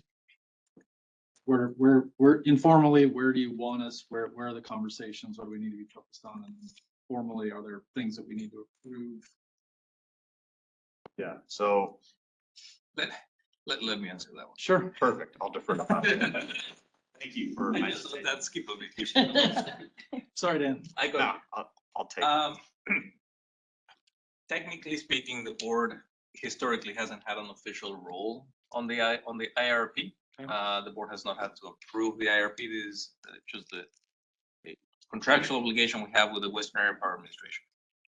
However, a few months ago, there was discussion with the board that the board wants to approve the ISP. Right? So that will be your formal engagement approving the ISP. Not generation, not transmission, not any particular project, but to say, yeah, we understand what we just did, and this is the result of the ISP. I would say in a more informal way, not necessarily a vote or a resolution, I expect the board to be fully engaged, right? And we have some workshops designed specifically for board members. We can't do this for everyone in the public, but for you to sit next to us and do simulations, right? How would you solve this problem along with us? Just to give you an idea of the complexity and especially to talk about the load forecast, what are we doing, and bringing a little bit more reality to the scientific process that they're going to go through. We want your input, absolutely. Acknowledging that there's unity of control. There's no vote necessarily, but I need to know, how do you feel about the load assumptions? How do you feel about the feasibility that we're assuming on all the different technologies that we're proposing? Ultimately, this is your document. is the document that you're gonna leave to your successors at some point, and we're building upon that. So I think I would expect you to be part of the document. The last thing I want is for the board to hear about these in September and October, November. Here's a finished product. Okay, thank you. So those are dates that, I don't think I've seen dates specifically show up on my calendar related to those board focused. Simulations and things like that, those will come. Okay. Yeah, this is probably the first one. This is open to the public. We will have a few more of these, but we will, well, not like, we will have more specific touch points with board members. And it's up to you. You decide how much or how little you want to engage, but I would prefer that you engage meaningful way. And I think I received some good feedback that that's the intention. All right, anybody else? Thank you. All right, we have Tim, our Senior Director of Decommissioning, to give us an update. Good morning. I'm just trying to run out of visual context to show, but I've got a few pictures still this time. So at the end of last year, our focus was on completing the demolition of the containment structure, which we completed. And then moving all that material up to the waste processing facility or the waste shipping facility. Excuse me. Which on the left there, you see a picture of the outside of that facility with a bunch of lined rail cars sitting next to it. Now on the inside, there's a bunch of soil in there mixed with some crushed concrete and some other items, but a lot of soil that will be an important point later. But that's the last of the material from around the containment structure itself, as it was loaded into rail cars, and that was shipped off in January. We could go to the next slide, please. And so with that, we could start taking down the waste shipping facility, which is the last structure that we have to take down. So the picture on the left, which you don't see, is the asphalt floor that used to be there. So that's been pulled back, that material sitting in the center, that will get shipped off in those rail cars as well. And then the picture on the right, there's some concrete rubble. Well, that's coming from those large concrete blocks that you see in the picture on the left that formed a berm between where we stacked the material for shipping and then the rail cars themselves, just to keep that all separated. So all that material is being removed from site. Next slide, please. And with that, we can start taking down the structure itself. So on one of those really awful, nasty, cold and kind of windy winter days, we started taking down the material, which is a simple job. It's basically cut the fabric, but not easy given conditions and, you know, the need to work at height. And then the picture on the right there, you see that we've removed the fabric from several sections. You can sort of tell that there's some steel down on the very end here where we had taken down a couple of bays already. And since the time I submitted this presentation, we've made good progress. That building is now gone from the ground up. All that material is down and it's been shipped off. So if we go to the next slide, please. So that gets us to where we are on the effort to finish strong. So containment material was completed. That demo was complete end of the year last year. The shipping facility is probably 85% complete. We're now working on the footers and making sure that the final grade is set right. And then we'll remove the rail in the next week or so. So nearly complete with that. The restoring the grade, I mentioned all that soil that was in there from around containment that we shipped off site. Now that we've done our surveys of that area, we're sure that the area is clean. We're now backfilling it with clean soil to restore it back to grade. So it's basically like when it was found originally. And we'll do the same thing with this structure as well. We do expect that our last shipment by rail should be at the end of the first quarter or very beginning of the second quarter. So that keeps us on track with that.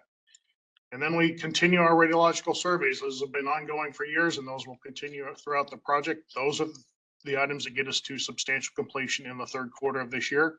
We are still on track for achieving that in the third quarter. And then by the fourth quarter, we would expect to submit our last package of documentation to the NRC, requesting license termination for their review and eventual approval in 2027 is what we would expect. And as I mentioned previously, we do expect staffing reductions through the second, third, and fourth quarters of this year. So to sum it all up, we are still on track for substantial completion in the third quarter, and we are on budget. That's the end of my report. Pending questions. I just want to highlight for you that being on track and on budget with a project of this magnitude and consequence is not a small feat. And so thank you very much for your leadership. And I'd love to give you an opportunity to talk about like maybe some of the key takeaways of like what helped make this project so successful, knowing that we still have a little ways to go before we really, raise the balloons and blow the horns on success. But I think that this organization has a lot of discipline around project execution. And so if there's anything that you'd like to highlight of like what some real key kind of characteristics that made this one, it's very successful that we can take forward to other projects, I'd love to hear that. Yeah, I think there's some really key things for me, and I'm sure I'm gonna leave some out, but the big ones, have the right people. Do the planning ahead of time, and the right people for us was OPPD employees, but then go out in the industry and get the experts and work hand in hand with them. I think that's some of the stuff that Danny's doing on the new builds, is going out and getting the help that you need to be successful. And then really just being involved every day on all those major decisions. Not everything went as planned, right? There are challenges, there are going to be challenges every day, but to continue to fight through that through the end is what's important. And the planning that went into this, and you got to assume that things aren't going to go perfect, right? So plan for things to not go perfect and be ready for that as well. Thank you. And your attention to detail, and I've always been impressed. You're very, very polished and you talk about the project, but I have seen you and I sit down in front of a computer with a spreadsheet and you're walking me through every single part of that. And I know you wouldn't say that about yourself, but I think the attention played a huge role in. I would not say that about myself, but I appreciate it. And it is to the people that put all that material together, right? I can't know that all. Put it together for me, help me understand, help drive the direction. The team has worked together exceptionally well. And you've worked really well with the third party who's doing the work, and you've had good performance conversations, good and bad nature. So like you've just handled the whole thing. Tim's done a nice job of bringing some of those learnings back to the rest of the organization, Annie and our other folks there, and just great leadership. It's happy, even though they're getting close to the end. You go there, people are happy, they're engaged, they see the end. You have several people ready for retirement, I think. Some more. Some people are happier than others. But anyway, you've just done a fantastic job in that space. Thanks, Troy. Dr. Spurgeon. Part of my question, my safety question earlier, pardon me, was that I know that you have done really good work working with the third parties that have helped you take this beast down and talk about being safety conscious. And so when I think of that, I think of you and the Fort Calhoun plant and how you just get after people. You can't do this. This is not safe. And you make sure that they, contractors are abiding by those rules. So I just think that's terrific. Question. Looks like most of the soil has been picked up and put in the rail car. And I've seen the little tractor pulling the little radioactive detector thing. So are you still in process of doing that with the soil? I assume still at this site since you're cleaning it up, but are you down to like, we'll have a dump truck now and we'll just put a tarp over it and send it off? So we'll start with the tractor and the radiological detector. That's something that we've used since the project began. It's in process, making sure that the travel routes that we're using remain clean. The surveys that we'll do in the end are by handheld instruments, so they get even more detailed, slower pace to really drive the right surveys. And we'll also take samples as well. As far as removing material, we still have some rail cars to ship off. 20 or less is where we're at now. So getting really close. And then there will probably be a truck, not probably, there will be a truck shipment or two as we finish out the project, but the substantial shipping will be complete by first part of the second quarter. Thank you. And what I would say about safety, maybe back to the lessons learned, is several years ago, one of our decommissioning oversight committee members challenged us with the concept that safety is a choice. So we've got banners up, and that's something that we really tried to live by and really drove is we can choose to live with this potential error trap, safety trap, or we can fix it. We can choose to see it or we can choose to ignore it. And I think that's one of the things that really helped drive our safety performance was recognizing that safety is indeed a choice. Thank you. Thank you very much. All right, thank you. On to Mr. Vi and Mr. Ernie. All right, I think we have Danny coming up. He's our senior director over major projects, and his plate is plenty full. And he'll share some of that activity going on. He smiles every day. I know he has a lot of weight. He works tons of hours. His staff's here early in the morning, late in the evening, trying to manage through all the many projects we have. But I think you have some pretty good information to share, and things are going pretty well considering the volume that we're trying to tackle. Yeah, absolutely. Thanks, Troy. And as everybody said, go ahead, you can flip to the next slide. As Troy said, Danny Bilt, Senior Director, Major Projects. We do have a ton going on. What I find very interesting, following Tim especially, is just kind of the crossroads that our two journeys are on between Fort Calhoun and some of these projects. Heavy use of rail to ship stuff out at Fort Calhoun. We're using heavy rail to haul things into the site. Where he's taking down foundations, we're putting them up. So we're at kind of the different ends of the generation journey for those two projects. And so we're at an interesting nexus right now in the timelines of both projects. Likewise with Tim's journey, we're in pretty good green status and good progress and stuff on these projects. Right on the screen here, you're seeing Turtle Creek Station. So the addition of a third combustion turbine at that site. A lot of work coming up out of the ground now, heavy infrastructure, the heavy civil stuff has been going on for many months, really going back to July when we first started on the site. Deep foundations, a lot of duct line, a lot of conduit foundations. We're starting to get to some completion stages of a lot of that foundation work as we see the tank farm and some of those kinds of things complete. Some of the pictures that you see on site is a couple of different stages of the foundation work that's going on the combustion turbine elements. That's probably about the biggest milestone that we're going to be hitting on the project in this update or this quarter that we're coming to the committee here to present out.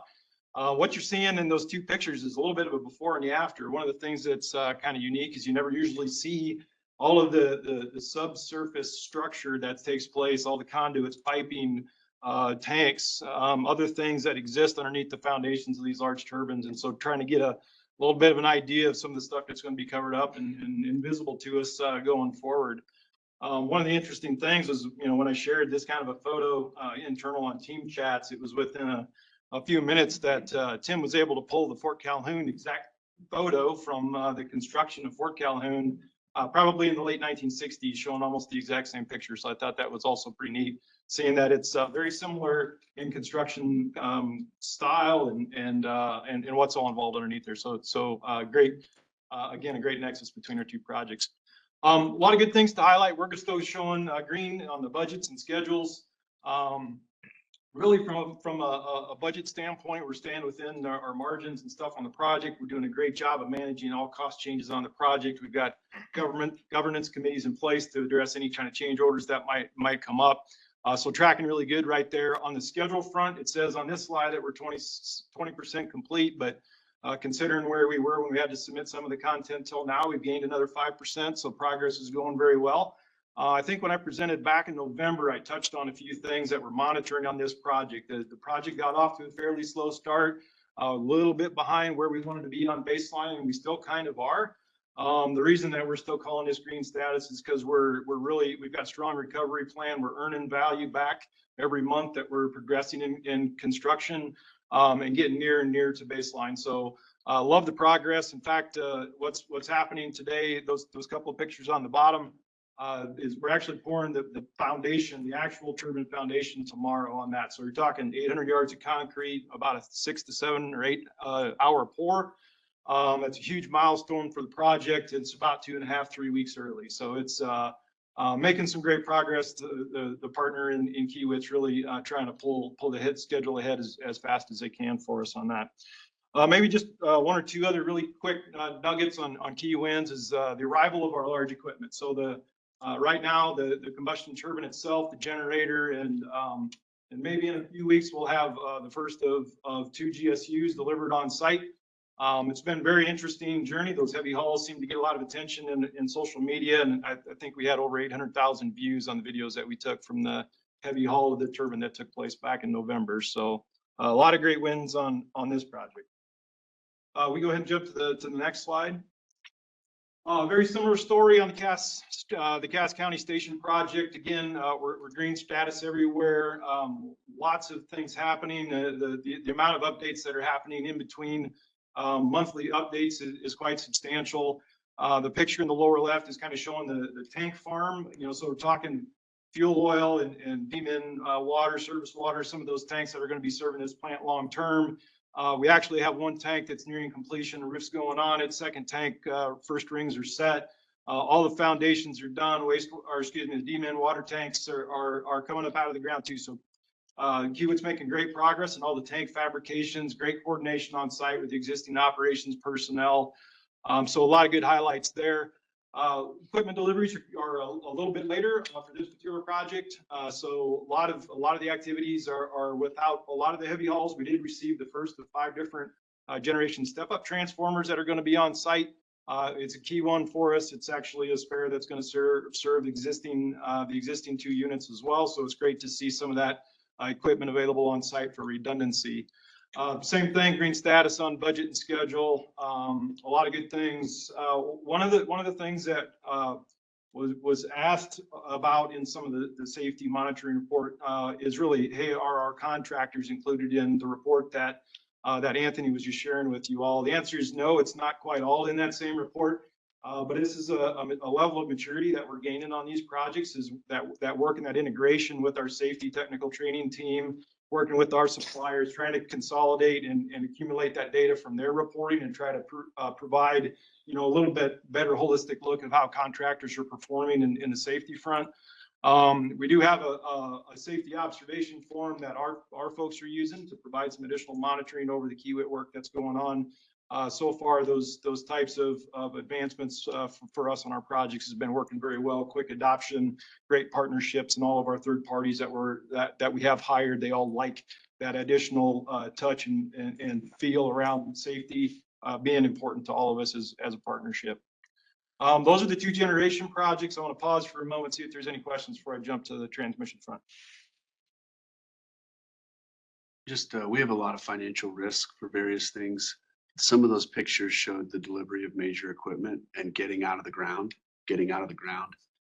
It's huge milestones. Like, they just kind of drip by as pictures on the slide. It's really great to see those things mature and be done. And that's important because in addition to the delays of, if we were to order a new generation stable transformer today, the delivery time would be 4 years versus these ones were probably 2 or 3. So that's one, but the other one is, and I have had conversations with my peers, CEOs of other utilities, where you're negotiating contracts and terms and conditions have been reneged and prices are coming back up, sometimes double. Our turn will come next time we go out and start ordering, but I think to Brad's point, the fact that we're getting those delivered, it just de-risks a lot of things in the organization.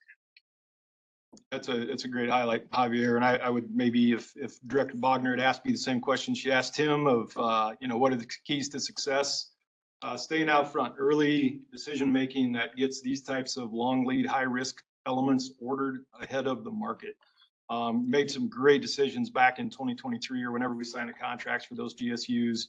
Because you're exactly right, lead times on those things have expanded. We have a lot of our neighboring utilities that are struggling to find those assets and get somebody to commit to them. So we went all in with a good, kind of a strategy that had no consequence to it, good negotiations with our suppliers. And so staying out early on all this equipment supply has been really key to the success so far. Credit to the board. I mean, this is what an engineer certificate does for us. I understand the concern sometimes and the feedback here, but I think that's exactly what that flexibility delivers.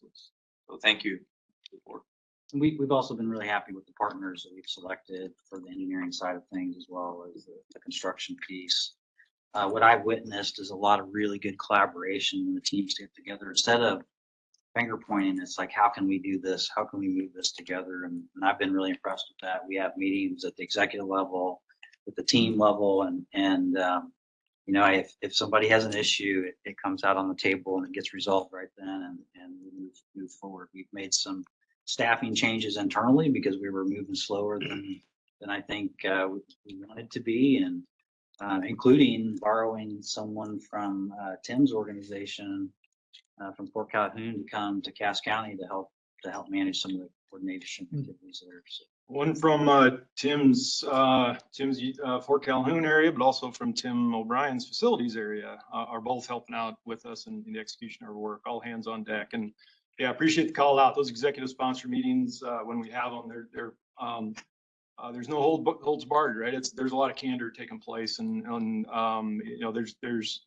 no nothing left unsaid, you know, when we walk out of there. And I've seen some great reactions and some great accomplishments between those quarterly updates that we're having with these suppliers. And I do think we have some great partnerships in both Siemens and Kiewit, and the work that they're doing for us. It's shown in the way that they've adjusted after these discussions. Yeah, Siemens is part of that too, which is really important in this time where there's just massive demand on their product. So keeping them, Kiewit and Burns and Mac all aligned with us it's been really important to get to where you've gotten so far. So.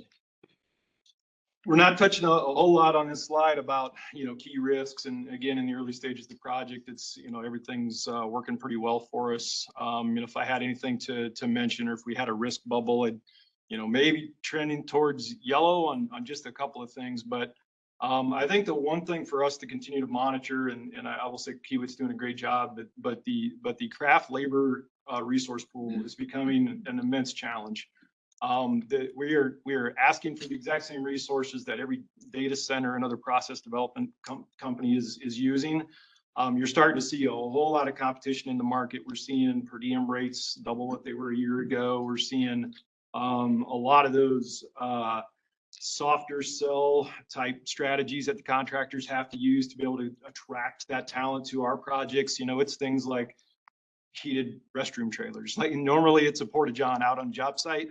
Not on these, right? We've got actual heated and, you know, full plumbing and that sort of thing on these job sites, just to be able to allow that talent pool to choose this over other projects that they might be allowed to go to. And you know, it's going as far as taco trucks and, you know, things like that to draw the attentions on site. So it's something we're going to continue to monitor. And, you know, as we have brought to you and many times here in the last several months about Tasca and what we're doing on the delivery side, it very much is through the lens of, hey, it's working on these projects, is, you know, select really good partners that are focused on resourcing and get them in early. It's the same thing when we're talking to transmission substation builds. We gotta stay on the market when it comes to making sure they're supporting our projects first. So you talked about craft, but you know, engineering is becoming more of a challenge too, to find engineers that have experience in this particular space, whether it's with, you know, internally or with some strategic partners. And then we also project management, right? That's another piece that you see a lot of, I'll just say, newer green employees or even from some of the firms starting to step in, because there's such a demand across the United States that, you know, all of these entities who are building are full up. So they're having to expand their staff. We're having to expand ours. It's an interesting time that we have not seen in my time period here. Like it's just been pretty amazing. It's an era of quick decision making too around all those things. So when you have a consultant say, hey, I have this construction management resource coming free, you know, would you want him on your job? We'll take him. You know, I mean, making those quick decisions, and you know, because it really there's 3 or 4 OPPDs that are all using that same you know, asking for that same resource, and so trying to be the first one in with that decision is super key. All right, with that, go ahead, Aaron. Let's move on to the next slide. Director Williams talked about it a little bit as part of what was presented in the systems pre-committee, but this is a real brief update on the Bellevue transmission or Bellevue liability project. So as you all heard, we're monumental growth on the T&D side of our business. We're gonna do about 4 times the amount of projects over the next decade as we did in the last decade. You know, the projects that you see on screen, you know, is really a build of less than 10 miles down in the Bellevue area. This is covering a couple of different key things for us. One is that there's a lot of load growth going on in the Bellevue area, a lot of development, commercial development, economic development. That's really driving some growth and increase in demand in that area. But we also have some infrastructure that was affected back in the 2019 flood. When I say affected, I mean we have transmission that exists clear on the east side of the map here, close to the Missouri River, that was in flooded areas. Our overall goal from the 2019 flood until now has been to get that infrastructure out of those floodplain areas so that it becomes easier for us to work on and maintain. The other thing that it allows us to do is replace a lot of that infrastructure, which is really kind of near the end of its life anyway. So we're able to check a whole lot of boxes with this project. It's actually exciting to see this one. I think back to my earlier days as an engineer, maybe 15 years ago. I was on a committee that looked at the long-term plan for Bellevue, and really where we're going right now with this project is kind of the end phase of what was a 30-year plan. So think about, I'm sure Dan Lanahan was on that same team with me, but we're thinking that this growth would happen in 30 years. We're now looking at the 15 to 20-year mark by the time it's finally realized. So again, great credit to the Bellevue area for the growth and things happening in that region. Well, we do have information that's available out on the OPPD Community Connect, and I appreciate Director Williams, your call out. That's a great source of information for all of these projects. You can be able to see real time all the updates that we have on these projects, what we're able to share, additional details, frequently asked questions, and those sorts of things. Really in this setting, I just wanted to highlight the project that it is kicking off. We had the local leader meeting last week, Tuesday. I appreciate Director Spurgeon, you're joining on that meeting. We had a few members of our ELT that were joined, or that also joined in that discussion. Had 9 members of the local leader community that attended that meeting to share some of their challenges, concerns, interest in the project. We are moving forward with a public meeting that's going to be taking place in the early March timeframe. March 4th and 5th, I believe, is the dates on those. So this is moving at a pretty fast pace. For those of you that have been part of OPPD's routing, siting, public involvement process, this will be very similar to those. It's a multi-stage process where we'll introduce this study area, get some engagement from stakeholders and get some feedback. We'll then progress on to the next phase where we'll try to build some transmission route networks, and then from there, ultimately a final route. So some great work, but a new one kicking off here and keeping our teams busy. Any questions on this one? All right, Aaron, we'll go ahead and hit on the last slide. So just kind of a real high-level summary of the transmission projects that we have in construction right now. So there's 2 main ones that we've been bringing back to this group every quarter, and really the Castor Sarpy transmission and the North Douglas County transmission. Both projects are in the early stages, foundations underway on both. Right-of-way clearing, so some of the vegetation management is in progress on both projects.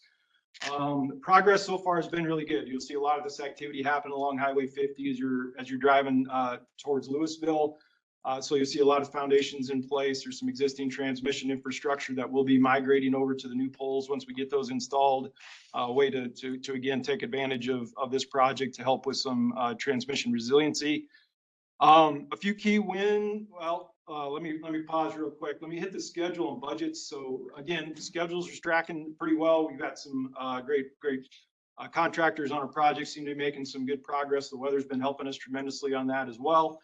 On the budget front, there's still a lot of, although we're not into some heavy risks on budget, we are seeing that potential on some of these projects. We're seeing some really some increased demand for things like wire. A lot of projects kicking off in the SPP footprint on the 765 side, putting in big demands for wire, and that's driving the costs. We haven't necessarily experienced it yet on this project, but it's definitely something we want to monitor. That's why we're highlighting that as yellow, at least for this presentation. So I'm going to hit on a couple of quick wins or key wins.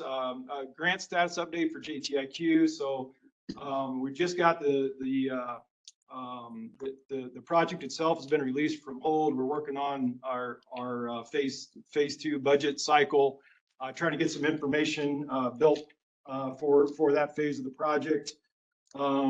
Lifted the stop work, sorry, to get the nomenclature correct. So the stop work order has been lifted, and that's why we're working towards this budget for the next phase of this budget period.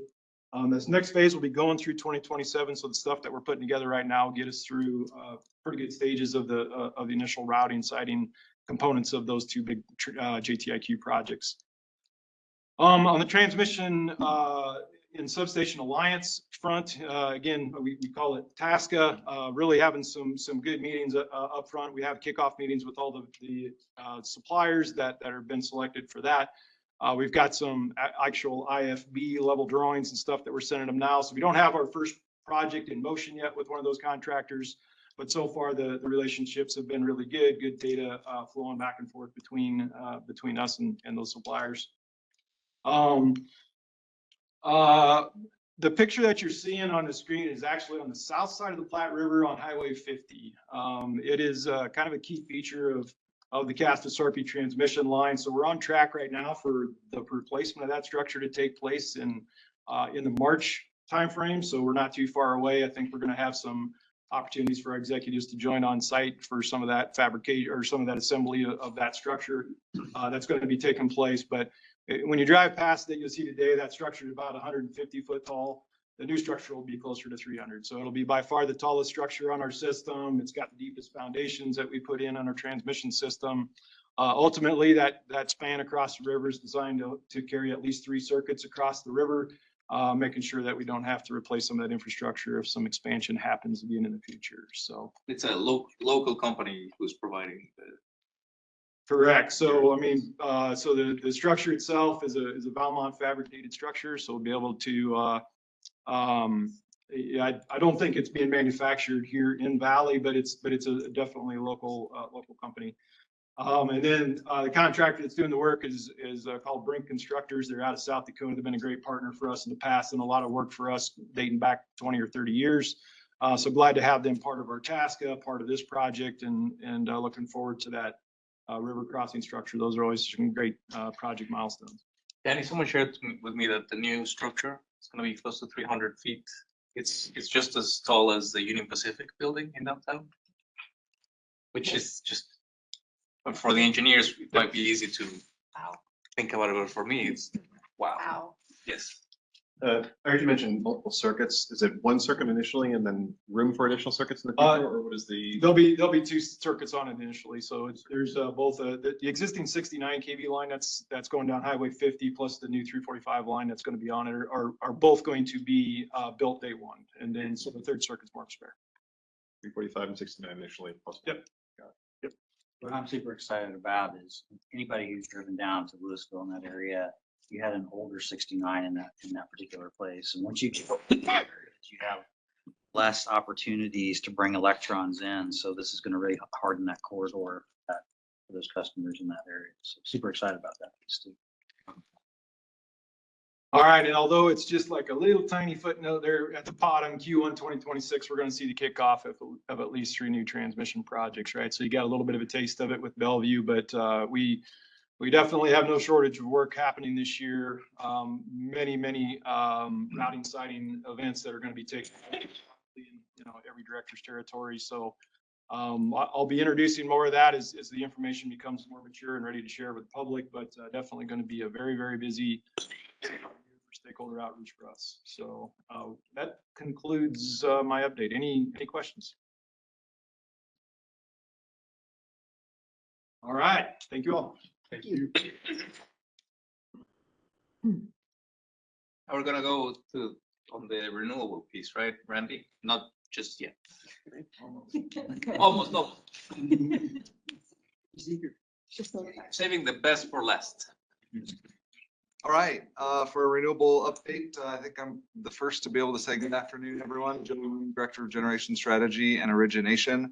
We'll dive into Pierce County here. I think everyone certainly gets the context, but the board resolution was approved in 23 that included 1 to 1.5 gigawatts of wind and solar generation facilities. And so Pierce is certainly part of that portfolio. We contracted Pierce in 2024. So part of this, Pierce County is about 10 miles northwest of Norfolk, Nebraska. It's kind of in that region. It's part of 420 megawatts of solar and 170 megawatts of battery storage. And I think we discussed this last time, but just as a reminder, the largest solar facility operating in SPP today is 250 watts. So Pierce County is substantially larger than the largest facility in the SPP footprint, which is really neat that we're able to be part of that. The 170 megawatts of battery storage helps maximize the accreditation for winter and summer of the full interconnect of the 420 megawatt interconnect for the solar facility. And SPP is in the process of studying the transmission service, which gives us, in essence, a lane and the highway across the transmission grid to get energy from northwest of Norfolk to OPPD's load. And the study should be complete. We're anticipating spring of this year. So that's a really big step for us. In the way of construction, procurement and construction activities are all on schedule. Things are going really well out there. And we anticipate the facility reaching commercial operations in 2027. Right. Bill, I think aspects of the facility will maybe come on in 26. Is that fair discussion? There will be aspects that will be ready to come online potentially in 2026. We still have some path here in 2026, but from a tax credit standpoint, their goal is to bring everything online at the same time, which kind of triggers the tax credit window. There will be some that we anticipate being prepared. Okay, next slide on K Junction, or affectionately Special K. So K Junction is in York County, Nebraska, west of McCool Junction. We've been working with the county out there, educating the public, county board, the Planning and Zoning Commission, and really helping trying to pave a path to reasonable solar regulations in county. So things have been going reasonably well. One thing that happened last year that certainly is of note is the county board did deny and vote down what we viewed as restrictive solar regulations. The Planning and Zoning Commission had some drafted regulations and the county board denied those. Deb Robertson was appointed to the county board in January of this year, so just last month, to replace an individual which created a vacancy on the board. So we now have a full board again, and we're anticipating them to, and working with the board to dive into solar regulations later in March. So about a month or so from now, which is good news there. We've provided a number of, our CEO Javier Fernandez has provided written comment, Director Williams provided written comment, Director Core went and provided some comments in person, but part of those comments are that we intend to move this project to a third-party developer for their part of the tax, nameplate capacity tax element. So we are continuing to explore that closely and looking for third-party partnerships to be able to advance the project in that manner. Committed to those comments that were previously provided. But I believe that is everything. Okay, thanks. Thank you. All right. Now. All right. Thank you, Director Coral. Welcome Randy Scott to the podium to share a legislative and regulatory update. Thank you, Randy. Thank you. Even though I tried to jump the gun a little bit, thank you for allowing me to present today. Our session did start early in January. We are getting down to the last of the hearings. They will end next week. All day floor debate will begin March 3rd. And by the end of this week, we should know all senator priorities, all committee priorities, and all priorities that the speaker will designate, and he gets 25. Next slide. Bills that we are supporting this year. The first three on this list are from last session, but they do carry over since we are in we are in the second session of a biennium. 413 had to do with rates to allow rates to be set in an not unduly discriminatory manner. LB 489 had to do with private transmission, private entities constructing transmission lines. In Nebraska, we do have a There is an amendment floating out there that's getting worked on, see where we can go with that. And LB 546 had to do with NEMA and our ice jams specifically is kind of where we brought this to allow the governor to declare an emergency if it's just affecting a political subdivision, not a county, but it's just us power that it's affecting. We've got an amendment there, working through committee members on that to see. So those three bills could come up in packages, but that's how they will have to come up, is through a committee package or a bill package here. 935 will be heard this week. It allows attorney's fees for political subdivisions in certain actions. And LB 1003 is up today. That is a bill that addresses the door-to-door sales of solar panels that are more of a deceptive practice. They're not giving all the correct information. It's not accurate information. And then our customers think it's a partnership with us and it's not actually. And they could be a few $1,000s in trouble there. So we will be supporting that this afternoon. Next slide. 1010 is the battery storage bill that was created by the Nebraska Power Association to allow standalone battery and also associated battery storage, as long as there is a purchase agreement. That bill is being worked on. It was heard last week. There have been some amendments floating around, so we're currently working on seeing where that will go. We believe this bill may be named a committee priority of the Natural Resources Committee, which gives it a little more oomph to get on the calendar, on the schedule. LB 1033 from Senator Spivey. This is the bill to do with LIHEAP crisis assistance payments. Currently, they are $500 per program year. Trying to catch up to how much costs actually are. We're trying to increase those payments to $800 a program year. Costs around $740. So that should help fill in that gap for our customers. That will be heard on Friday in HHS Committee, Health and Human Services Committee. LB 1108 has to do with bidding requirements and notices. The bill itself will allow cities, utilities to be able to reach the level that our public power districts are at for bidding requirements for sealed bids. It also will add for public power districts the ability to print once in the newspapers that we have to for notices. And that will also be up on Friday. Any questions so far? There's a lot of bills here. Go ahead and go to the next slide. 1145 has to do with Open Meetings Act. So that bill would bring us back to about 2020 for notices, so that notices are reasonable in a reasonable manner. It would give subdivisions a little more wiggle room on what's the best way to reach their customers rather than a prescribed way in order to do your open meetings notices. I believe there was a bill in 2020, it might have been LE 148, that made it a little more restrictive, and this would just allow to go back. It seemed to get some good support in committee hearing, so we'll see where that goes. LB 1191 has to do with incentives and extending some employee in the Tier 6 realm of the Nebraska Advantage Act, extending some deadlines to hit some employee timelines. And LB 1261 from Senator DeKay in the governor's office would allow the larger loads to come in, would allow power to be built separately, privately, to these larger loads to come in.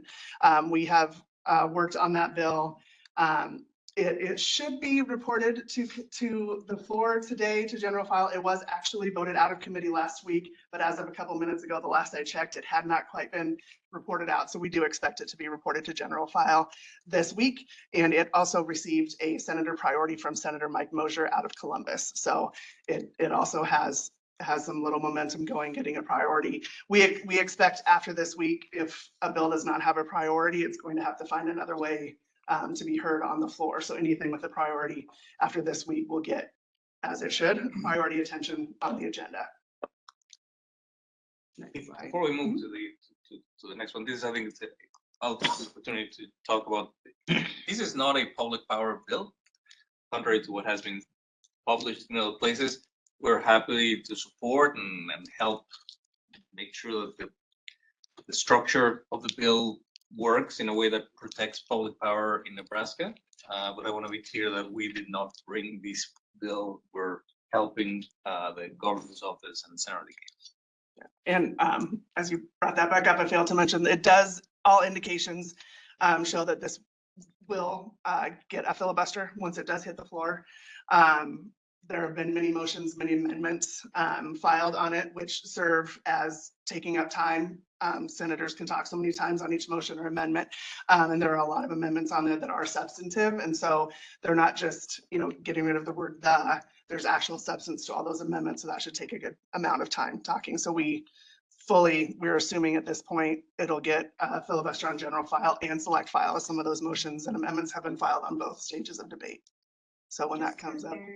So it's not our bill, we're not running it, and we're not spending any time government relations wise lobbying on it. We are supporting it as it is. There was collaboration between public power entities, MPPD, LES, ourselves, and REA.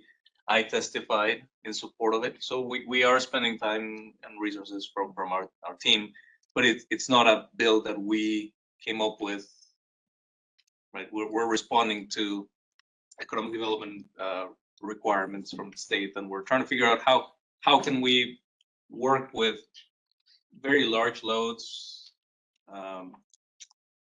in a way that still protects and keeps the public power structure in Nebraska intact. And for clarity, our legal counsel, Stephen Bruckner, and Tim wrote it. There was a lot of collaboration across multiple public power districts, including the legal counsels of those public power districts, Director Howard, so that to Javier's point, we understood the need that was expressed from both the governor's office and commercially. And we had a large role in helping to shape that language to make sure it worked for public power in a way that protected it while still enabling a large economic development project that had momentum and interest. And then Randy, for the amendments that have been filed, I was just reading through them. So some of them are saying that Tenaska can't use Imagine, or Google can't use Imagine Act, right? Can't get a tax incentive. Is that something that we have a problem with? I think we're still looking through all those amendments. I don't know that we have an official position. Okay. There. Requiring board approval for the waivers. Do we have a problem with that? I mean, we just started having initial discussions on these amendments so far. I don't believe we have. And using union paper. Same. Yep.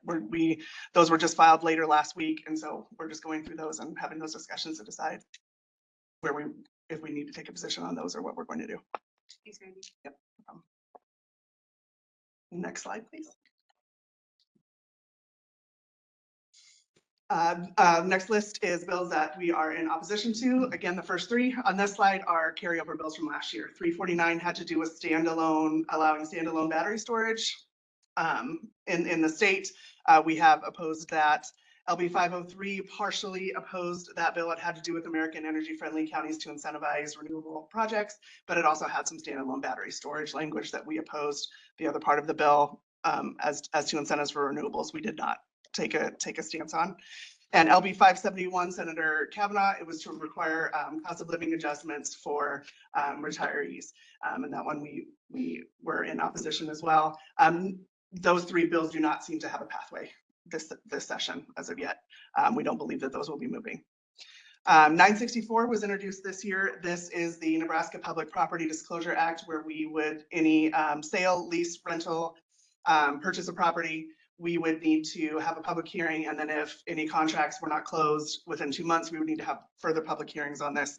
We think this could affect our work with Energy Plaza. So we came in opposition. It has not received a priority yet. Again, it would need prioritization somewhere to move forward. Next slide. LB 1026 would prohibit shutting down of any generation if there are customers waiting. There were some loopholes added in there in the case of an emergency, in the case of any state or federal regulations, etc. We did come in opposed to that. There was decent opposition to that bill. LB 1093, Senator Ballard, it was a one-call notification system to allow basically hand digging of lines out once they drop a line it was for a telecom company, once they drop a line to be able to hand dig in there. multiple entities, including the Telecommunications Association, Public Power, many others came in and opposed to this, so we don't believe that has a path moving forward. LB 1096 was in conjunction with Senator Bostar and the governor. That bill is another on the line of foreign adversary bills that are becoming more and more prevalent in the past few years. This potentially would make it so that any of our employees that were working in near any of our critical infrastructure would have to have background checks, including any vendors. And so it getting pretty restrictive and pretty onerous with that. Again, this one garnered a good amount of opposition, business community, others. We don't believe that has a path going forward, although it is introduced on behalf of the governor. So we will see where it goes, but it did not receive a very supportive hearing. Did you say for the first one, 1026, does it have a viable path forward or is it? That one, it could be in a package. It received a good amount of opposition. We don't believe that one is probably moving forward. Next slide, please. 1193 was a bill in revenue, had to do with adding nameplate capacity tax to battery storage facilities, which we did not have a position on, but it also allowed for the standalone battery storage. So we did oppose that legislation because we are working on LB 1010. That seems to be the negotiation. It was the bill brought by NPA. That seems to be the bill that will get movement and negotiation. LB 1204, adopt the Nameplate Capacity Tax Facility Standards Act. Intent is to allow renewable to get more renewable in the counties, but it was much more restrictive, much more mandated as to what counties and political subdivisions could do. And so we did oppose that on a local control basis. We would rather see incentives to allow renewables to be reasonable zoning to happen in counties for renewables rather than mandated, taking over some local control there.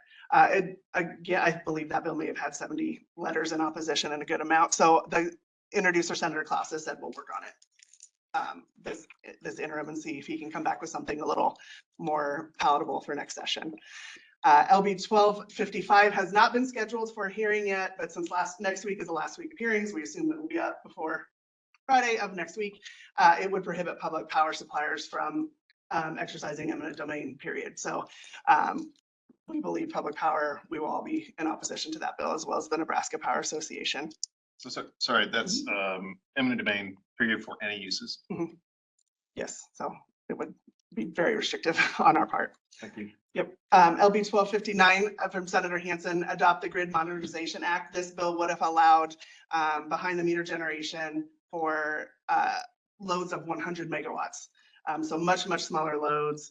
It restricted the contracts we could have for energy and capacity with those entities. I believe it came from a cryptocurrency operation, introduced the bill on their behalf. Senator Hansen has no passion for this. He introduced it very late in the session, and so has told us that he will not be pushing that this session. And it did receive a good amount of opposition besides OPPD. So we don't believe that one will be going anywhere. Any questions on anything else so far?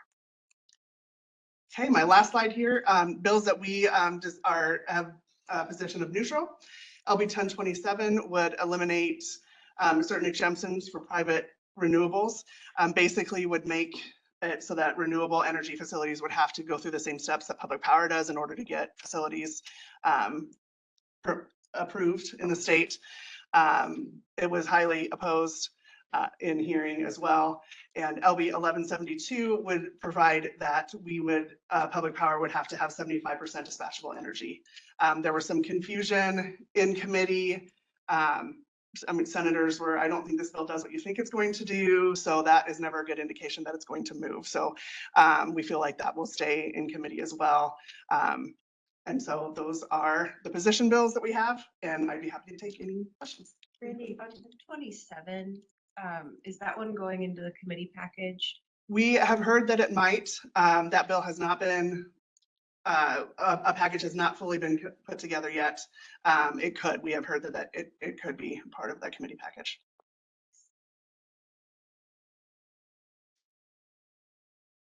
All right. Thank you very much. Thank you. right, Mr. Underwood. Yeah, maybe save the best for last year with all due respect to the presenters. We've got Ms. Beatty here and Director Williams alluded to our conversation in systems pre-committee around the SPP policy changes. I would just generally say these policy changes have been historic in their magnitude, impact, and speed. And so this is a continuation of that discussion, and Robin can walk us through the content for today. I don't think I've ever heard regulatory policy as best for last, so I appreciate that, Brad. Robin Spady, Director of Energy Regulation, and want to walk you through some significant policy changes in SPP.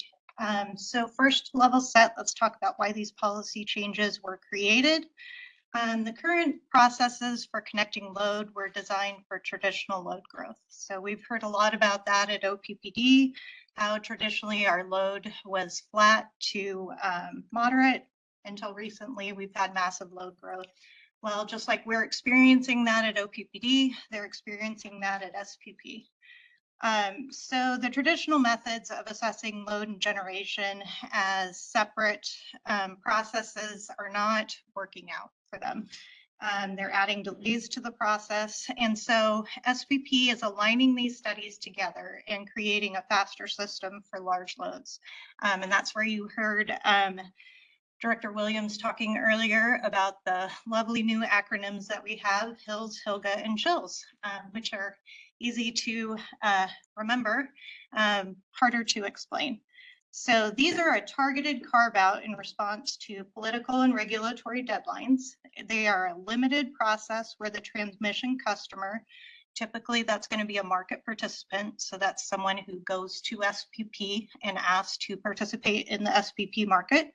They're going to need authorization from OPPD's Board of Directors to proceed under these policies and processes, in addition to meeting SPP's requirements. So SPP's regulations don't spell out exactly what board authorization is going to look like. That's not surprising. And so we just want to give everyone a heads up that that is a component of these regulations. Next slide.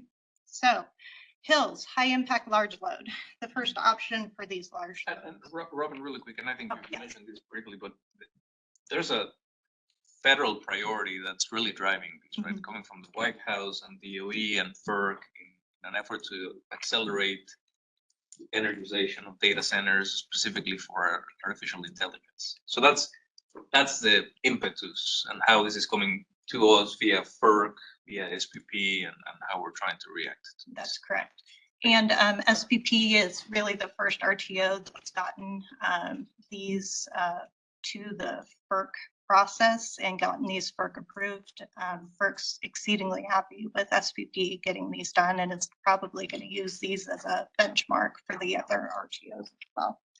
So this first option is for large loads that are seeking to connect long-term with firm transmission service. So these are large loads that cannot have curtailments. So they can't have the possibility of interruption to their service. So SPP is going to accelerate their comprehensive studies into a 90-day cycle. And the transmission customer will be responsible to notify not just SPP, but us as well. And the, as we stated, or as I stated, this part has been both FERC approved and SPP approved. So theoretically, a month from now, we could receive a request from a transmission customer through this process. One thing that we did talk about at the systems pre-committee is that Tim is having a lot of discussions with customers, so this likely just wouldn't drop out of the sky for us. This is something that we would know about probably beforehand from SPP. So next slide, or from our customer, sorry. Next slide. So the other option that is available to a large load is the chill. So a chill process is when an entity is able to take on an interruptible service because either they do not have enough designated network resources or they do not meet the requirements for firm service. So the caveat there is they're willing to take interruptions to their service, but SPP says you can only do that for a limited amount of time. So depending on a lot of various factors, they have between 5 and 7 years to meet the requirements for firm service. Basically, that means probably network upgrades that they need to meet. So SPP says, we'll give you a carrot. Here you can have the interruptible service, but there'll be a stick at the end of 7 years if you don't complete the upgrades. Caveat to this slide, I did do it the middle of the week last week. We thought this was going to be filed with FERC in March. It was actually filed at the end of last week with FERC, and SPP is requesting a FERC order in mid-April pending this chill process. So that is the latest and greatest update. So a little bit of outdated information on that slide. Next slide. So Hilga, my good friend Hilga. I haven't heard that name for a long time, or ever, probably since maybe the 30s. Sorry, I digress. But anyway, one thing that a hill or a chill load can bring, and probably especially attractive for a chill load, is generation, which would be paired with that large load. So enter Hilga. Hilga can come and provide some relief, especially for a chill on those interruptible loads or those interruptions that SPP would provide those curtailments. There are a couple, or at least one requirement that you need to be aware of. So it has to be on site or near.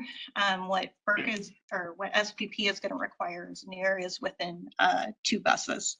So again, this will be studied together with that chill or that hill load. So that is where a lot of that time gets smushed together because you're looking at both the generation that is paired and that load at the same time. So any questions on this process? It's been a quick process for SPP to get this out of the gate. You know, a lot of industry involvement in getting this together. Again, FERC is very excited to at least have one of the RTOs get. And Robin, not a lot of industry consensus, right? I think that's for some of it, there has not been a lot of industry consensus. You know, there's a balance, I would say. I was thinking when I was sitting down there, I should have read my kids more of the Grimm's fairy tales because this seems like the Goldilocks analogy. So SPP wants to do everything faster, faster, faster, which is good. I mean, there's got to be something better than policy takes 5 years. But this, literally, we got 500 pages of regulations the weekend of July 4th, and they gave us, you know, 5 days to respond. And so it's, there's got to be a just right in there. It's, you know, too hot, too cold. We got to figure out a balance in there. So yeah. On the Hill process, who determines if someone or an entity can't tolerate interruptions to their power service? Is that the actual customer that says, no, this building type or this function that I am trying to build? It would be, from my understanding, and I would phone a friend, but my understanding is the transmission customer defines the request. So, but for a hill, you have to have that firm service or enough designated network resources. So you're coming with that. But if you, go ahead, Brent. No. But if you decide to be a chill, then that's completely within your control. Can you start as a chill and turn into a hill? Yes, that's the whole point of the chill. And so that's why you have that 5 to 7 year. So again, it's that carrot and the stick. So you get the carrot of being immediately within SPP's process, but then you get the stick at the end of that 5 to 7 year period if you don't become a Hill. So, I'm trying to understand who gets whacked with that stick. It feels Customer. like it's us, though. No, it The would be the customer load. does. Okay. The, if I may. the Yeah. Transmission customer in this particular example is the customer. Okay. Yeah. Okay. We will be a transmission owner. Got it. I think I'm falling off a little bit on, surely there's some customer somewhere that wants to always be an interruptible or curtail, like, to be able to be curtailable, and that's the maybe part I'm. Yeah, that's what I'm Trouble missing out on too. Like if Someone someone is- is comfortable always being able to be interrupted within certain parameters, shouldn't we love that? So that, I will double check with you, Brad, would be the difference between the SPP process and our process. Like we have our own curtailable customers, correct? But in SPP's process, that's not something that exists right now, I don't believe. Isn't this curtailment though based upon the capabilities of the system, right? Which is changing and dynamic, and so you could be at 0 on versus what I think you're normally thinking about an interrupted customer reshape. Demand side management, yeah. I think the only commonality in the word is the word curtailment between some of our programs, which have sought to be customer friendly and get good adoption based on duration of run and timing of notification. The SPP curtailment process, as the details are becoming clearer, is much more black and white, much more subject to system requirements. It has to happen. So, and as a result, it'll be much more disruptive. There still may be large transmission customers that could deal with that. There are around the country, but I don't think we should view it as there will be a lot of them to withstand that sort of business disruption for a long period. Yeah, sure. Yeah, and I think to wait for next month, we're going to talk about SPP's movement in policy and demand response. So thank you. So you mentioned there's not a huge amount of industry agreement on these policies.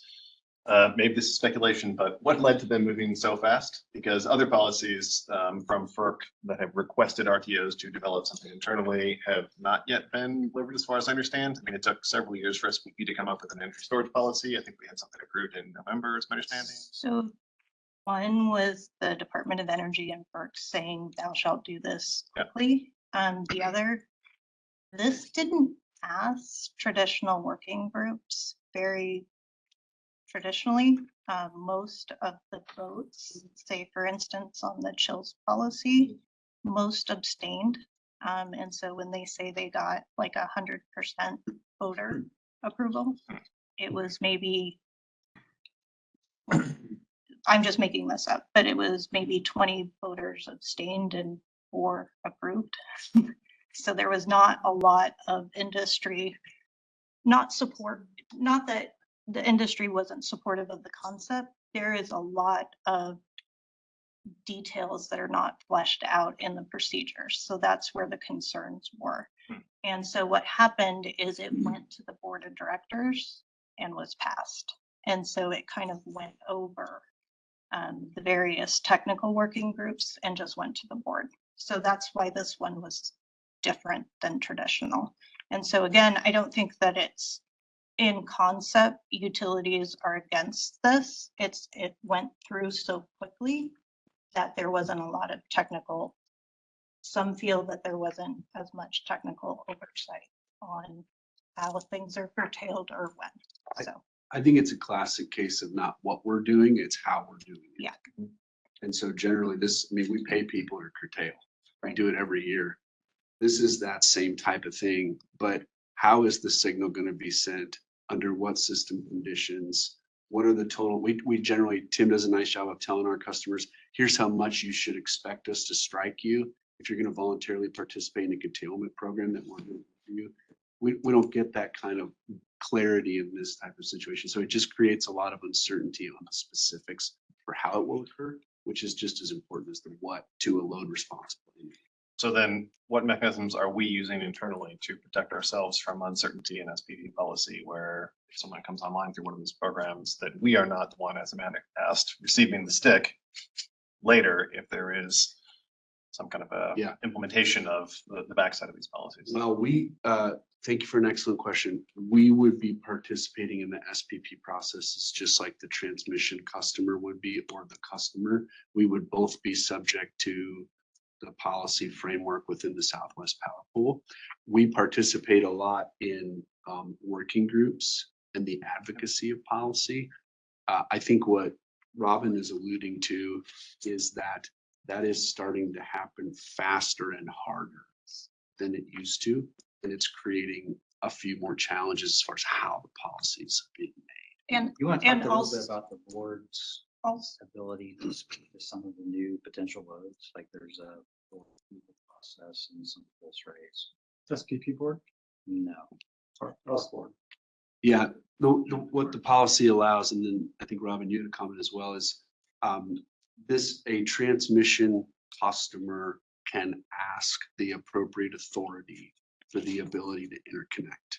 So in other states, that is often a PUC or a PSC. In this Public Utilities Commissioners or Public Service Corporation, in this example, in Nebraska, it's the OPPD or the Public Power Boards. And so they can ask you, hypothetically, if that happened, I could see a world where you would turn around and ask us, hey, what's the deal with this? And what are the nuances? And we would tell you what we've been telling the customer. And then that process would unfold probably in very consistent ways with what we've been telling the customer, which is we need to build infrastructure if you want to take firm service. But Robin, you were trying to get another comment? SPP has recognized that they don't have all of their technical procedures worked out. I mean, they've said that they're coming back, they're going to work on those, will be involved in that. I mean, they were under immense pressure from the DOE and FERC to get these done. I mean, we've all been in those spaces as well. So it's not like it's never going to happen. This was just really not an ideal compression of time to get something this technical done.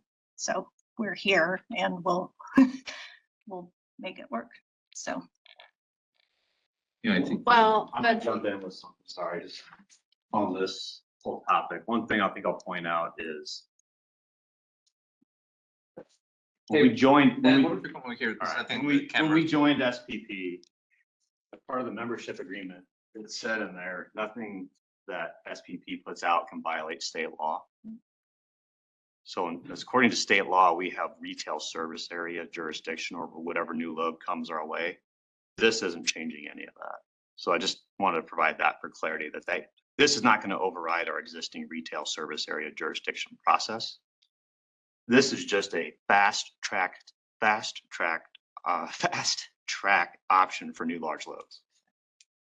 So from an SPP perspective, this will not override any state statutory obligations we have to serve retail load in our service area according to our traditional processes. So maybe I think that's important to. Director Williams, maybe the question that I think you're asking is, we have a list of customers that we've been talking about that we need to serve. A request like these wouldn't necessarily jump in front of the line. It would clear some of the SPP requirements that need to be that they need. But from our perspective, we have to serve customers, and we do on a first come first serve basis. Eventually, we will get to that customer that would have already checked the box on the SPP interconnection side. But that, as Dan said, that doesn't it doesn't supersede your powers as a board. Yeah, so I appreciate that. Protection for OPPD in the implementation of these is one side of that question. I guess the other side of the question is a little more, I guess, esoteric.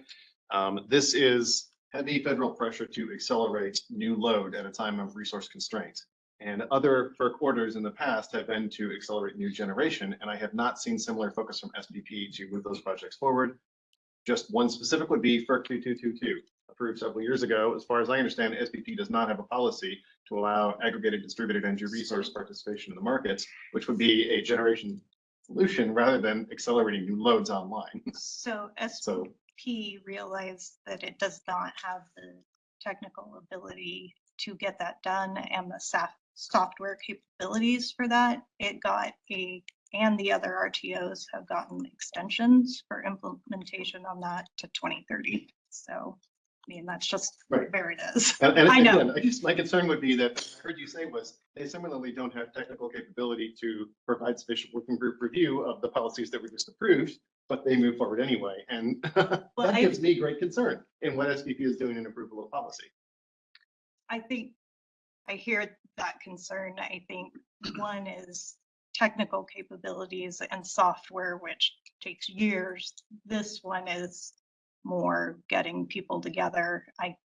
I think the working groups will get this resolved relatively quickly. I think 22, the RTOs are alleging, I can't speak for them, that it's going to take them years to get the software. I mean, I don't know. I can't. That's just what they're alleging and Bert's buying it. So. And again, the underlying concern would be they rapidly accelerated policy to bring on the large loads. I know. And found ways to delay implementation of projects that would accelerate new resources coming online. I hear you. That seems like an area of what I would call significant concern. Director Williams, you raised good points. One of the things that SPP has done to allow generation to come on quicker is ERAS. Yeah. They passed that last year. And so, or excuse me, earlier this year, possibly, I don't recall. So that is a way for specifically load responsible entities who have a PRM requirement to bring on supply resources faster. The RTO processes are imperfect. And I think you are highlighting the imperfections in the processes. And I think we are navigating that along with most of the rest of the country who are in RTOs. They can be the best markets on the earth, but they are imperfect and we have to work things out as we go down the road. I think that's generally what Ms. Spady is trying to articulate, if I followed your comments correctly. And if I can just really quickly to wrap this, I agree with you, the frustration. At the federal level, there are many inconsistencies. One, we're trying to accelerate energization of very large loads, but on the other hand, that requires permitting reform. That requires transmission built out, which we're still struggling with that piece. That requires the construction of new generation, and we just had that conversation. And then the other one is a lot of that new generation requires gas. And the regulatory framework that the electric utility industry is subject to versus the gas industry, they have nothing to do with each other, right? So there are many inconsistencies that I think at the federal level would be amazing if they figure out how to connect all of those. But I think the frustration, I completely agree with your frustration. It's something that we have to live with on a daily basis, trying to just do our jobs, right? And energize and serve load and build what needs to be served. Last point, I promise, I'm sorry. I guess I would also say, you do not need permitting or zoning or gas transmission in order for distributed energy resources to come online. There is another type of resource that can come online very quickly. And we seem to not have sufficient focus on identifying those opportunities. And I don't mean we, I guess I more specifically mean SPP help us to get this stuff moved forward. So yeah, we will talk about that. I think in the next month or two, we'll bring that here because that has been another very active conversation on SPP. Thank you. Maybe just real quickly on that, on Robin's friend Hilga, that slide. So part of that is for the large loads to bring generation alongside them quicker. It's agnostic to the type of generation. So there's reform on the generation interconnection side, knowing we have to bring on generation faster to serve these large loads. So just that could be missed in some of this conversation as well. Coming back to your the new policies, why it was created slide, noting that the regulations don't spell out what a local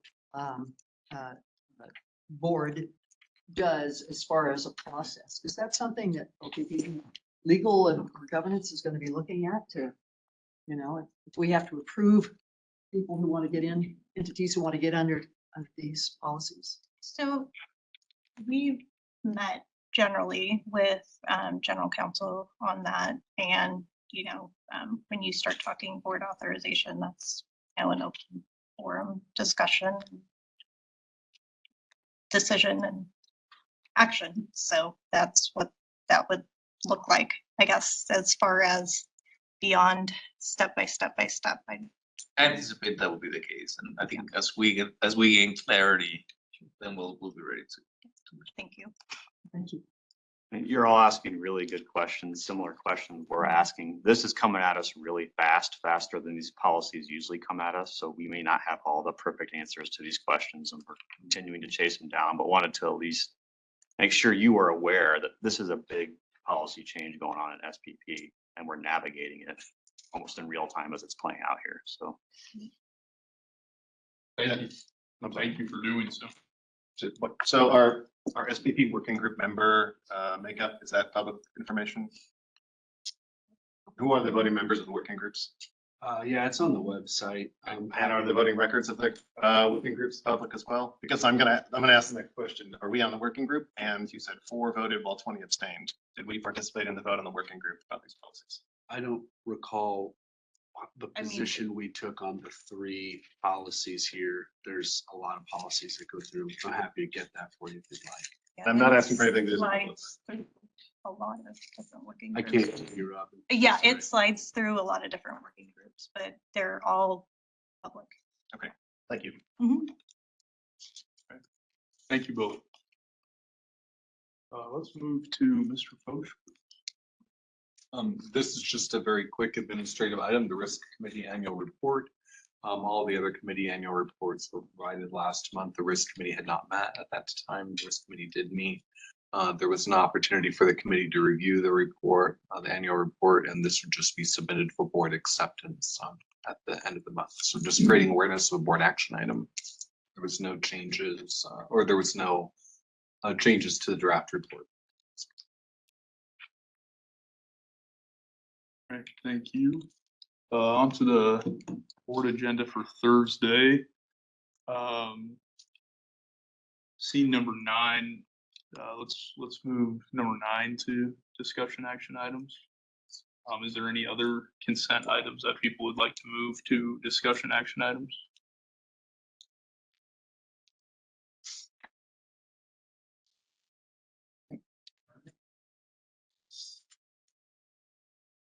All right, next, before we adjourn, we'll take comments from the public on items of district business. Comments made by all parties during the meeting are a part of the official public record. We'll take comments in the room first and then via WebEx. Do we have any in-person comments? Seeing none in the room, for WebEx attendees, if you wish to make a comment, please send the meeting host a message using the chat feature or utilize the hand raise feature. Detailed instructions can be found on the OPPD website at the link shown on the screen. When I call on a member of the public to speak, please affirm that we can hear you before commencing with your comments. Please state your name, address, and the name of any organization or person you represent. Each individual will be allotted 3 minutes per matter pending. To assist you, we'll use the timer on the screen and signal you when 30 seconds remain, as well as when the time is up. If you have written materials, please email them to corporatesecretary@oppd.com and they'll be received. For all attendees, please direct your comments to me. I'll either respond to you directly or defer response to another board member or officer of the district. The board values and welcomes civil, respectful, clear, and concise communication from the public. During public comment, speakers should refrain from repetitious, profane, or irrelevant comments. Speakers shall refrain from polling the board, as such vote is not on the agenda and prohibited by law. And do we have any members of the public who'd like to comment that are online, Ms. Lane? David Corbin. All right. Sir, go ahead, please, if you can hear us.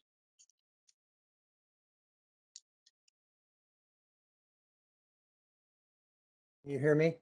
Yes, go ahead, please. Okay, thank you. David Corbin, representing the Missouri Valley Group Sierra Club.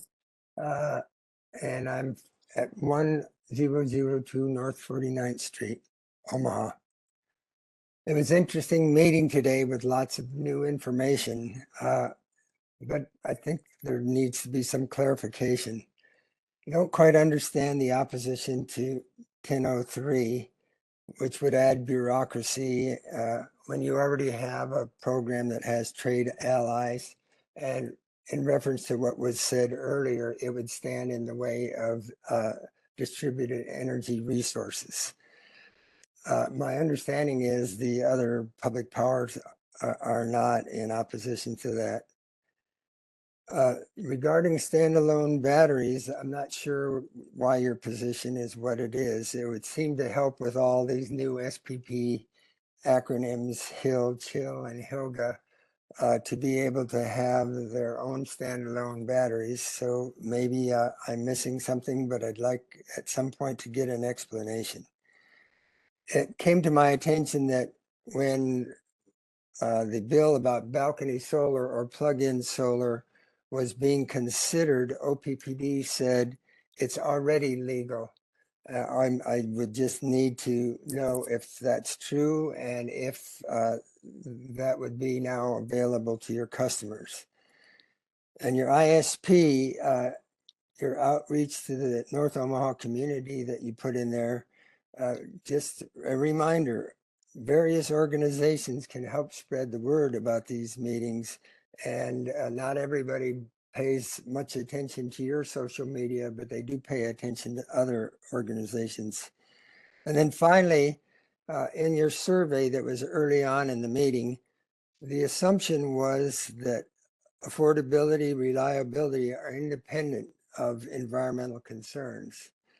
So, and then in your meeting, you talked about transmission, getting it out of the floodplain. That's a good example of how environmental concerns can be financial concerns.